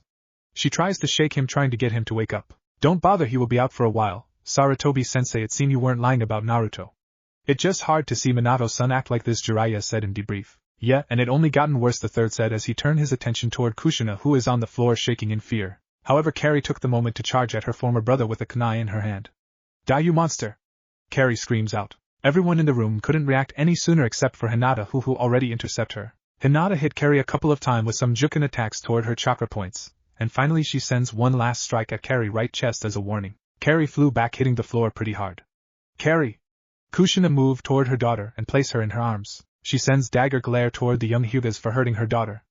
I will not let anyone kill my Naruto-kun. Hinata screams out to everyone in the room. Hayashi couldn't believe what he witnessing. His very own daughter is standing up against everyone in the room. He doesn't know if he should feel proud or frightened, but one thing he know. He misjudged Naruto. He begin to see now that Naruto is walking down a dark path with no return, and he be damned if he let his daughter fall onto that path. The Hokage begin to rub his forehead. He have no choice but to detain everyone, but the council, L in a holding room. Perhaps this was a mistake to let Kushina's and her daughter gets this close to Naruto. These were his only thoughts. Now he see that Naruto truly hate his family, even going so far to give himself a new clan name. He looks at Naruto and instead of seeing Naruto he see a ghost of his past that send chill down his back. He shakes his head trying not letting his mind play tricks against him. He kept telling himself no matter what he will not allow Naruto to walk down the same path as his former student. But for now he need Naruto to open his eyes and escape his past while he ahead. But judging how things went today that will take some time. Plus he won't be able to hold them much longer because of the Chunin exam taking place very soon. Naruto will be on parole until he enter exam and the same thing goes for Hinata, Shino, and the two member of Team 9. The Hokage Sai knowing this is only the beginning, for now he orders Jiraiya to keep a close eye on Naruto. He believes the Kyuubi have some type of control over Naruto. Perhaps it's the seal itself. But it didn't make sense Minato was the greatest seal master to ever come out of the land of fire. His seals wouldn't any error right away. Sure seals weakling over years but Minato planned too many things out to have errors. Right now he has too many thought on his head, bad enough that Jiraiya warns him about a group calling themselves Akatsuki, who going around collecting bijus. This source came from Itachi himself who made himself a member to keep tabs on. Once in a while he would tell Jiraiya what going on. So far Jiraiya state that Itachi and his partner Hashigaki Kisame are coming back to Konoha after the Chunin exam to tries to kidnap Naruto, and he counting on the Leafs to defend Naruto at all costs. But for now he must bring peace in this room while Naruto is out, with Renji. Right here we have one of the coolest ramen shop here. It's also happened to be the only one here Renji explained while showing Sasami the ramen shop. Why is that so? Sasami questioned Renji. Well, there were other ramen shops, but they pack it in and left after Ichiraku kicked their ass in the food business. Beside, Ichiraku's ramen shop is the best. They actually make their noodles which taste a lot better than any noodles I ever had, Renji answered back to Sasami with excitement in his voice. Wow, she responds back, making an O with her mouth. So how long will you be in town? Renji asks her. Only for a week, then I got to help back to the land of rice. I'm looking for my cousin. Your cousin went missing? Renji asks her once again. You can say that, but in truth he went on his own free will with a dangerous man, Sasami said with a sad look. Renji noticed the look and was about to comment it until he heard a voice that sent chill down his back. Ah, how cute, Renji, how his date, said a woman voice. Renji swallowed a lump in his throat, afraid to turn around and meet his end. Sasami notices Renji fear. She looks toward this woman and felt somewhat envy. This woman is beautiful compared to her. This woman had nice bust size, dressed closely revealing, only wearing a fishnet out with a mini skirt and a trench coat to cover the rest of her body. The woman has a I don't give a shit look. Overall the woman looked nice except for her hair, which Sasami assumed it's looked like a duck ass. However, something inside Sasami is telling her that this woman could be the devil herself. Who are you? Sasami asked this mysterious woman before her. Mitarashi Anko, at your service, and the most beautiful and single sensei of Team 9, said the self-proclaimed Anko, who pointed her left thumb at herself. Sasami's sweat drop at her introduction, but Renji snort a little and decides to open his mouth and seal his fate. Anko-sensei is also very loud and, in my opinion, sort of military-like. She's very good at scaring people, and even goes far to get back at you in some way. Once Renji finishing saying that piece, and he found himself on the ground courtesy from Anko's fists. How dare you, brat, talk bad about me in front of your girlfriend? Anko yells and wails at Renji while Sasami blush over calling her his girlfriend. Someone help me, she trying to kill me and possibly tries to rape me. Renji yells, hoping Anko would stop, which actually worked. Oh please, you wish. Beside, you won't last long to please me. Where are the rest of the peanut galleries? She said, referring to the rest of her genin. Well, Kira and Saki left with Squad 7 Naruto, and Squad 8 Hyuga Hinata and Aburame Shino to go curse out the council, Renji explained to his sensei. What the hell for? She replies back. Well, we made a deal with Naruto. If he curse out the council and show us proof and we let him talk to you. Why does he want to talk to me? All you had to do was to tell me and I speak to him myself. Thanks to you and your other teammates, you made my job a lot harder. The council don't give a shit about me. I deal with you later, she said, clearly pissed off by this. Renji watched Anko leave toward the Hokage's tower. He wished his teammate good luck before he later suffer Anko wrath. Sasami walked up to Renji and kneel beside him. Well, that went well, she stated the obvious. With Anko, those fucking brats. Wait till I get my hands on them. People were quickly moving out Anko way. Nobody want to be in her way when she piss off. It usually leads to visiting the hospital. She enters the tower and wastes no time heading for the council room.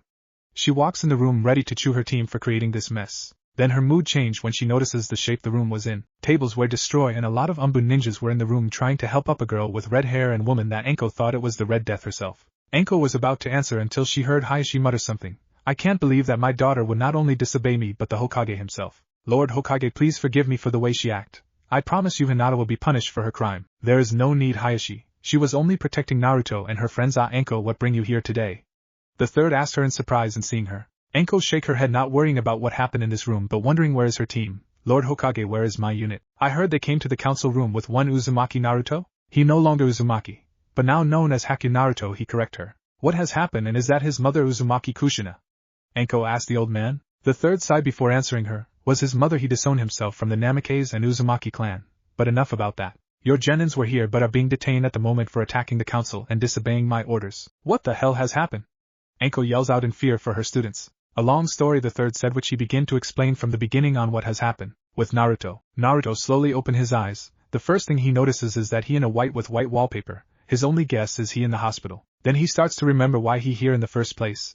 That man called Jiraiya did something to him. His chakra is mess up because that hit him with some attack called Five-Pronged Seal. Naruto right away tries to activate his Kyugen, but to no such luck it didn't activate. He kept trying and kept meeting the same result. Fear went through him. He thought the old man and those council bastards found out about his blood Kekkai Genkai. If this is true, his plans and ambitions will come to an end before it even starts. He grits his teeth in anger. Then he heard someone else in his room speak. Well, now it seems you got on the wrong side of Sarutobi's side to get him to sick his pet after you. Naruto looks toward the direction where the voice is coming from. He see an old man with one arm and a bandage wrapping around his right eye. Something about this man didn't sit well for him. He seems calm and collected, but Naruto knew better than to trust in outside appearances. Who are you, old man? Naruto asked the stranger that stand before him now. My name doesn't matter at the moment, but if you must know, I'm the leader of the otherwise known as the Root Foundation. The now revealed leader replies back to the blonde-haired boy. I see, so you the so-called master that those ninjas speak highly of. What do you want with me? I will be frank with you, I wish for you to join my program, the elderly man said calmly. And let's say that I refuse to join your so-called program, then what? Naruto asked the elderly man. The elderly man smirked a little before saying, then you on your own and will be held in a trial awaiting your execution. What is that supposed to mean? Naruto asked him, not liking what going in his head. I make this simple. Ask yourself this: do you really think no one is on to you? The elderly man asked him that question. Naruto gave the man a puzzled look, not getting what the man meant.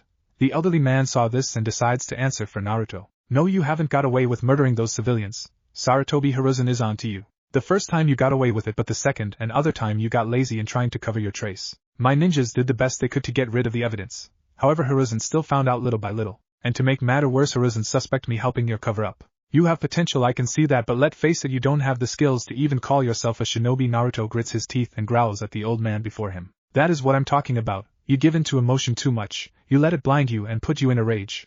But I do not blame you for it. This happened because Hiruzen allowed it to happen, just like with your mother. Yes, Naruto, he knew of her return, for he is the one who issued it. Once he said that, Naruto stopped being angry at him. He wanted to know what this man know. What are you saying?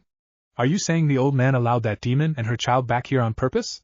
Naruto asked in debriefs. Now you getting it. Don't be surprised, Hiruzen always hold this village at best, even if it's mean one person is suffering. Your father Minato is the same as Hiruzen, just as Tobirama was the same for him. They believe in peace at any cost, and look where it got them. The elderly man pulled out Minato letter to Naruto. You should be more careful with this. Hiruzen is trying to get this back. He doesn't want the public to know the truth about your father. Why is that? Because, child, this letter will cause a civil war in the village. It will also start the Fourth Shinobi War, and he doesn't want that. The man explains to Naruto calmly. You seem to know a lot. Oh right, what will happen if I decide to join your group? Naruto had to ask, wanting to see what this man is planning. The man placed the letter on Naruto's chest, which he took into his own hand. My boy, you will learn how to be a real shinobi, taught by the best I can offer, unlike what you weren't taught in the academy. I see. Then can you help me with two things. One is I wish to form my own clan and not be connected to any Namakazes or Uzumakis. And second, I want Kushina and Carrie dead, Naruto said with a serious tone. This led to silence between him and the man for a few seconds. The first wish, I can make it happen, but at a price. The second wish will be impossible at the moment. What is this price you speak of, and why can't you make my second request happen? Naruto asked calmly. And it history is gone. But it doesn't mean you have to kill Kushina and her daughter, for they are protected by the clans of Konoha. This puzzled Naruto a little until he actually figured out the hidden meaning. I see. Destroy any trace or jutsu from the Namikaze clan, and they have nothing, Naruto answered to the old man. Yes, when you were younger, you and your family live at the Uzumaki new clan house because your father locks down his home with a seal just before he went to go battle Kyuubi no Kitsune. At first I assume one must have the blood of the Namikaze to enter the estate, but that is not the case. It seems only you can open the estate, for it wired to your DNA and your twin sister. The estate is located near the Hyuga's estate, that old manor with the vines on the house. So what you want me to do? Naruto said and asked the elderly man. It's simple. I want you to go inside and look for 2 scrolls and the trikanai Minato himself used. The first scroll is the Rasengan, and second scroll is the Hiraishin no Jutsu, which might be in the house. And now where I need you to find the trikanai that go with the Hiraishin no Jutsu, the elderly man explained to Naruto. I see, so be it. I will get you those scrolls and that kanai. In return you will help me with my current problems, Naruto said to the old man. But before you begin your mission, I want you to take your first mission, the elderly man said to Naruto. My first mission? Naruto asked in confusion. Yes, Mitarashi Anko will be paying you a visit. Your jobs is to convince her to your side, show her your letter, for she is a fan of Kushina and Minato. Once she read this letter, her resolve will be shaken, and that is something you can use to help you against Kushina and her daughter, the old man explained. Oh, how so? Naruto asked him, wanting to know. Mitarashi Anko will be hosting the second part of exam, which will be in the Forest of Death. Once she read this letter and you tell her what was done to you by your former family, Anko would want answers. Knowing her behavior, she will approach Hiruzen first, then approach your former family. She will meet the same result that you have today. I've been meaning to get her under my thumb for the longest, and you the key to it. Do me this and I will have you free from the 5-pronged seal. Fail, well, I don't have to say what will happen. The man walked toward the door. He looked back at Naruto and said this. Good luck in your first exam. It is a written test where you must cheat without them knowing. In the end, I want you to help me put Hiruzen down for good. You don't know him anything, and beside he betrays you too many times. Today should be enough for you to see what he has done for you. As for your friends, I pull some strings, they are free for now. He left the room, leaving Naruto to his thoughts. Alright, Mr. Leader of Nai, play your game for now. But sooner or later I will be the one to use you until I have no need for. I won't allow even you to get in my way of owning this village. But for now I play the good little boy and dance to your tunes. Except I'm going to do this my way, and before you know it, you be dead, Naruto thought to himself. However, his thoughts came to an end when he got another visitor. A woman around age 24, barely dressed, has rudely entered his room without knocking. Judging from her look, she clearly pissed off. Naruto had to hand it to that old man. He knew this woman was going to visit him. Naruto made a mental note to figure out how that old man know thing before it happened. I take it you're Mitarashi Anko? Naruto asked, knowing it her, but is willing to play dumb with her. What gave you that fucking idea? Let me help you with that when you got teammate into trouble with you by trying to kill your own mother. She practically almost screams at him. Whoa, hold on, I was only trying to kill my mother and sister for good reasons and didn't force your genins to try and attack them. Didn't your genins tell you what really happened? He asks her. Well, they said something about your family trying to kill you, including your sister. But that hard to believe Kushina-san wouldn't hurt a fly. She kind-hearted to those close to her, she said, not wanting to believe what her genins told her. Then you've been lied to. Here, read what my father, the fourth Hokage, wrote for me. Naruto hold out the letter for her. Anko walks up to him and took the letter. She began to read it fast until she got to the most shocking part. She couldn't believe what she reading, but part of her knew this was no lie or even a fake handwriting. When Anko was young and discharged by her former sensei who became a rogue ninja, she was treated as an outcast by everyone in the village for what her former sensei has done. Only Minato and Kushina took her in for a while and took care of her. She spent around those two to know how they act and think, so she thought. She remembers Minato handwriting, for it was the neatest she ever saw before, that why she couldn't accept what she was reading. The man she looks up to as a hero knew what he was condemning his firstborn child to, and yet he went along with it for the sake of the village. Know what start to make her sick is that Uchiha Madara is Ben the Kyuubi attack, he able to summon and control Kyuubi no Kitsune. She began to wonder how many cover there is. She start to question the truth behind Uchiha massacre, perhaps that too is a cover-up. She begin wonder what next. It hard to believe, I know, but let me tell you something. Before Kushina abandoned me, she would beat or tries to kill me because she blamed me for her husband's death. Hell, she used to allow the villagers to attack me on a daily routine. She even went far to warp Carrie mind and convince her that I'm a demon. Yes, she is worse than any of these villagers that you ever seen. Outcasts like us aren't allowed to be loved. I wanted to meet you because I wanted to ask you how you deal with so much hatred around you, but also I wish for you to help train me and some else I know. For my sensei loved to play favorite the Uchiha asshole that call himself Sasuke. But if you finding this hard to believe, why don't you ask the old man and that whore that dared to call herself my mother, Naruto said while walking up to her from his bed. He took the letter from her hand, watching the shock-ridden look on her face. No, there has to be a reason for this, maybe a misunderstanding. Watch you see I have the truth before you know it. She leave muttering her sentences, but Naruto heard her anyway. He start to smile knowing the seed of doubts has been planted. He begins to change from his hospital gown and into his ninja outfit. He safely put the letter away in his ninja pouch, making a mental note to find a better hiding place if a old geezer like the leader of Nick can easily find it. For now he must go find his lazy sensei and get those forms so he can sign up for the Chunin exam. Naruto walks toward the windows. He climb up on the ledge and jump down, landing safety like a cat. He walks off in his search looking for the Cyclops pervert. With Anko. Anko ran to the Hokage's tower. Her goal is to confront the third Hokage about that letter and what Naruto told her. Out of my fucking way! Anko yells out while actually pushing people in her way while she actually got closer toward the Hokage's tower. With Naruto is having no luck of finding Kakashi.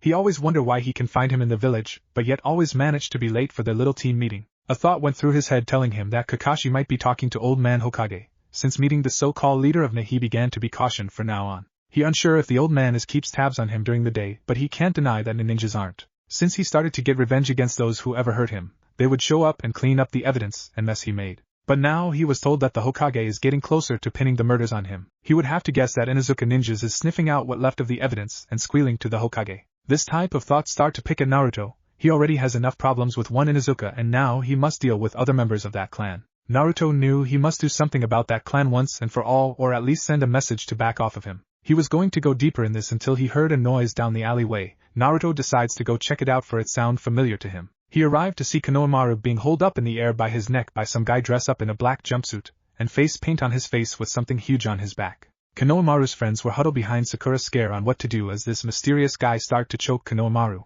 The guy wasn't alone. By his is one beautiful blonde Naruto ever seen holding a really big fan on her back. Naruto looked closely at her face and could tell right away she wasn't in the same mood as the face paint wearing guy is. Naruto was going to leave Konohamaru to his fate for who his grandfather is, but he decided against that. Konohamaru to him has his usefulness, especially if he brainwashed the kid to his bidding. It was the only reason he made friends with him and his other friends. Naruto picked up a big rock. With the element of surprise on his side, he threw the rock at the makeup-wearing boy, actually hitting him on the side of his head. The makeup boy dropped Konohamaru, who ran to his other friend. By then everyone noticed Naruto. The blonde pigtails hair girl went up to the makeup-wearing boy. "Kankuro, are you alright?" said the blonde girl, who notices blood leaking down from his head. "Do I look alright to you, Temari?" The now reveals Kankuro snaps back her in anger. "Hey, don't snap me because you didn't notice the attack." Temari yelled right at Kankuro. "Naruto, thank you for saving honorable grandson," Sakura nervously said, knowing Konohamaru as the Hokage's grandson. "Udan, Moegi, take Konohamaru, get out of here!" Naruto ordered them, disregarding what Sakura just said to him. The two children grabbed Konohamaru, got out there as fast they could. "You little blonde shit, I make you pay for that," Kankuro said while taking off his huge package on his back. The package is wrapped up in the bandage wrapping. He places his hand on the wrapping ready to reveal until Temari tries to stop him. You are going to use Karasa for this? What if he shows up? You know he doesn't like when you play game with other, Temari said, trying to reason with him. Sis, stop being a worrywart. He isn't here so he won't know what happened. Kankuro counter back to Temari. But then he used the same big wrapping to block another incoming rock. Naruto grit his teeth along with Kankuro, which both of them looked toward the tree to see Sasuke sitting on a branch. In his hand he juggling pebble of rocks with a little smirk on his face. Kankuro was about to yell at this newcomer until he heard a voice that made him sweat. Kankuro, back off, said a boy voice with no emotion but fear laced within his voice. This boy is right next to Sasuke except hanging upside down a branch. This boy shows no emotion on his face. Impossible, I didn't even sense his presence, both Naruto and Sasuke thought at the same time. He has pale skin and short, straight hair that is brick red. His eyes are light turquoisance with black shading underneath his eyes. He wore black full body suit with t-shirt-like sleeves, 3/4 length legs, and an open neck. With this, he wore a white cloth over his right shoulder and the left side of his hips, and a wide leather band system over the left shoulder and right side of his hips. With this leather band, he carried around his gourd containing his sand. He also wrapped his forehead protector over the band. Gaara, not what it looked like. I was minding my own business when these guys started ganging up on me. Kankuro tried to lie to him but failed due to the nervousness in his voice. Temari is too afraid to even back Kankuro up with his lies. Instead she worrying what Gaara would do right now. Kankuro, your disgrace, keep your mouth shut, Gaara said with no emotion. Kankuro and Temari closed their mouth right after Gaara spoke. They are full aware that he will kill them anytime he feel like it. Naruto notices the way they act around him, in a way he envy. This is how he wants people to view him. He wanted people to fear him more than hate him. He admires this Gaara handiwork, but he couldn't help but sense that maybe Gaara is just like him. He kept getting a feeling that telling him that they are alike. Naruto looked toward his eyes for answers. Gaara-san shunshin down to where his sibling is. He looked toward Naruto, noticing his eyes glued to his. I am sorry for his stupidly. If he causes any problem for you then he will be punished, Gaara said once again with no emotion. He turned to his sibling but not before having another stare down with Naruto. Let us go, we're already late as it is. Gaara and his sibling was about to leave when Sasuke tries to get their attention. Wait, tell me your name. I'm Uchiha Sasuke, he demanded while looking at Gaara. I do not care for your name, Gaara said while Sasuke grit his teeth for the lack of respect. However, Gaara looked toward Naruto. I wish to know your name. I'm Sabaka no Gaara. Haku Naruto. Naruto replies back, which got mixed reaction from everyone but Gaara. Everyone understood the meaning of the last name but couldn't figure out why go by that name. Sabaka no Gaara, judging from your eyes something tell me you too is branded as a monster. I wonder if someone seal a monster in you also, Naruto said watching the shock looks from Temari and Kankuro. Judging from your teammate I would say that what I said is true, so you are just like me. I too have a demon seal inside of me by my own bastard of a father. Then we something in common, Gaara said eyeing Naruto for a couple seconds. After a while both Jinchuriki did not speak but kept staring at each other in a sign of words instead of talking. Why are you guys here? I know that our two villages are allies but that doesn't explain you can move around freely, Sakura asked and questioned them. Temari was about to challenge this girl intelligent but Naruto beat her to it. Sakura, you stupid girl. Have you forgotten about the Chunin exam our sensei mentioned a while back? They are here also to take in the Chunin exam just like us when we find our lazy sensei. I'm so sorry about that. She is what you call not a serious kunoichi, Naruto insults Sakura. Gaara had enough and with his sibling took their leave. Sasuke felt sick to his stomach. That guy also has a demon within him. In his view he see Gaara also as a demon except he know this guy is strong. Sasuke wanted to fight this guy and was about to charge after him but Naruto stood in front of him with a serious look. What do you want, demon? Sasuke spat the demon word out like it was a bad taste in his mouth. Without warning Naruto punched Sasuke in the gut really hard. This resulted to Sasuke kneeling on the floor trying to breathe. Sakura already by Sasuke's side trying her best to support him. Naruto crouches down to Sasuke level like a predator stalking his prey. Listen good and listen well. I put up with your shit for far too long. For now on you will do what I say, both of you. Or so help me God, I will remove you two for slowing down my team. That right, I am team 7.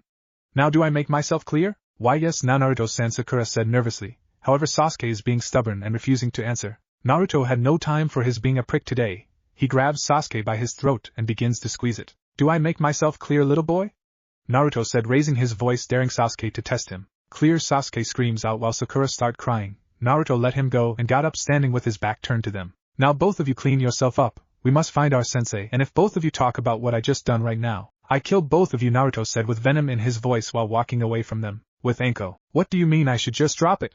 Anko yells at the third Hokage. I told you before just now, do not get involved, it doesn't concern you. The third yells back at her losing his temper. I will not drop it. How could you allow Naruto to go through the same hell I went through half my childhood, and to matter worse his own family put him through hell. I did the best I could do, but I am Hokage, I cannot favor one person over the entire village. The village have and always will come first. The third yell out piss off by her behavior. It because of that idea thinking that causes so much trouble. This practically the Uchiha's fault. To make matter worse, Uchiha Madara is alive and want revenge against Konoha. No, the worst part is that Minato became just like Orochimaru, and use his own son knowing what type of future he will have just so he can keep the peace within the village. And you knew but cover it up? You, Minato, and Kushina was supposed to be better than Orochimaru, my former sensei, but instead you make him look like a saint. That was the final straw. The killing intent in the room rose way too high and began to affect Enko, and she began to fall to her knees. The third spoke very calmly but clearly still angry. How dare you talk to me like that, after everything I did for you, and this is how you repay me? Get out of my office before I do something we both regret. As for being the second proctor, you hereby strip of that position. Leave my office now and stay far away from Kushina and her daughter, or else. Yes, sir, Lord Hokage, she said while getting up and leaving his office with an agenda on her mind. Later that day, after finding Kakashi and getting those form sheets from him, Naruto got tested by Irika, who was in disguise as a missing ninja. Naruto has nothing against Irika, but his times away from the Chunin teacher has put some distance between them. These days now they barely spoke, and plus Naruto questioned if the man really cared for him, or was it all an act. Naruto pushed that in the back of his mind. Right now Naruto and bunch of his shadow clones are standing at the front gate of the Namikaze estate. Each of his clones are carrying a couple of gourds on their back. The real Naruto placed his hand on the seal that is on the front gate. The seal glowed white and disappeared. Okay boys, get in there and spread the gasoline all over the place while I have a date with finding some stuffs, he orders his clones. Hi, the Naruto's response back as they rush and got to work. The real Naruto walks up to the front door of the manor. He cuts the vines that cover the door with a kunai in his hand. After a while the real Naruto forced his way in the manor. The first thing he started doing was cutting up each pictures that he assumed was his father in them. Naruto decided to keep part his promise to the leader of Na.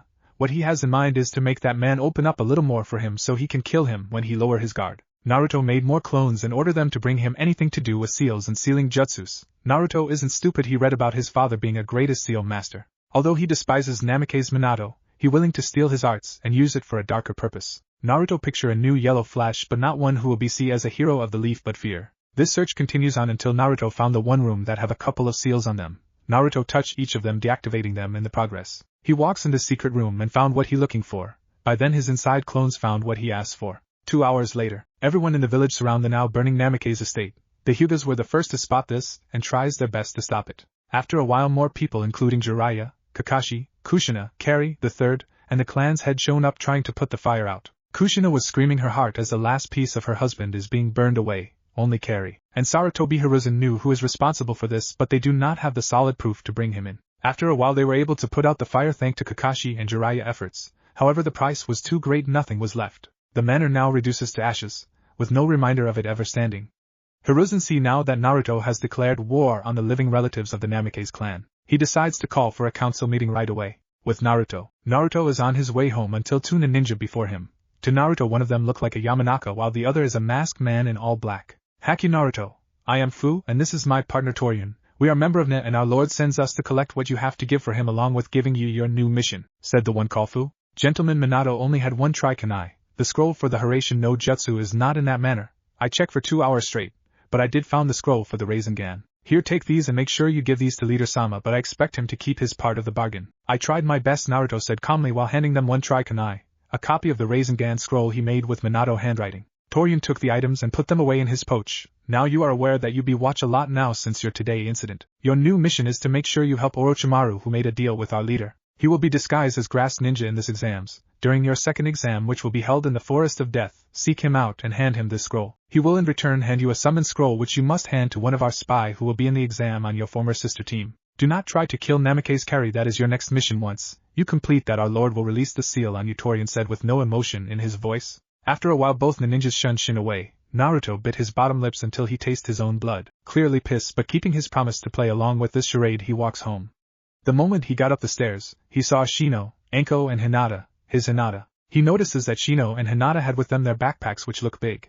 His guess is that they had ran away from home. Hinata saw him first, and ran up to him holding him, and was about to kiss him until she noticed he bleeding. She pull out her napkin. Naruto-kun, you bleeding? Hold still, I wipe it away. She start wiping his blood away with the napkin. Sorry Hinata-chan, but what are you guy doing here? Naruto asked, just wanting to confirm if his plan is working. Well, talk about that over my place. You guys won't be safe here at Naruto's apartment, Enko said while walking down the stair. Like she said, we talk about this over her place, Shino said, patting Naruto on his back while grabbing his backpack and following after Enko. Naruto and Hinata are the only one left standing.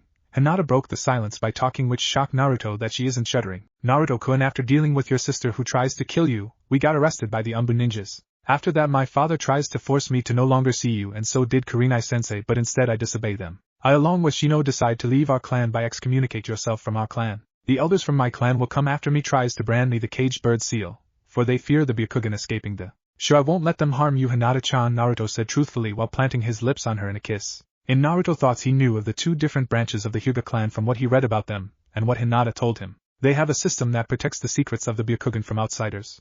The main house runs the family while the branch house protects it. The members of the branch house are branded with the cursed seal. This seal gives the main house members absolute control over the branch members, because they can destroy the branch members' minds with a simple hand gesture, or cause them great pain to punish them. This seal also makes sure the secret of the Hyuga's Byakugan is safe, because it seals the Byakugan after the wearer of the seal dies. Because they are essentially servants, simply because of their birth order or heritage, some branch house members are hostile to those of the main house. Naruto remembered exactly what Hinata told him, and how she described her cousin Niji's behavior toward her these days since his father's death when he was 4 years old. Naruto hugged Hinata after they broke their kiss. He knew he stole Hinata away from the main branch which he viewed as his enemies, but that doesn't mean the second branch is his enemy. Since his clones found some interesting scrolls on sealing, it's be a matter of time when he freed the second branch from their chains. He hugs her tight with a dark smile on his face. She returned the hug tightly, unable to see his smile, or what he thinking. End chapter. What if Naruto wants revenge on his family harem? And thanks for watching my video till the end. If you enjoyed this content, then do consider subscribing to my channel. And leave a like if you guys need the next part. Comment down, and thanks for watching the video, and see you guys in the next video.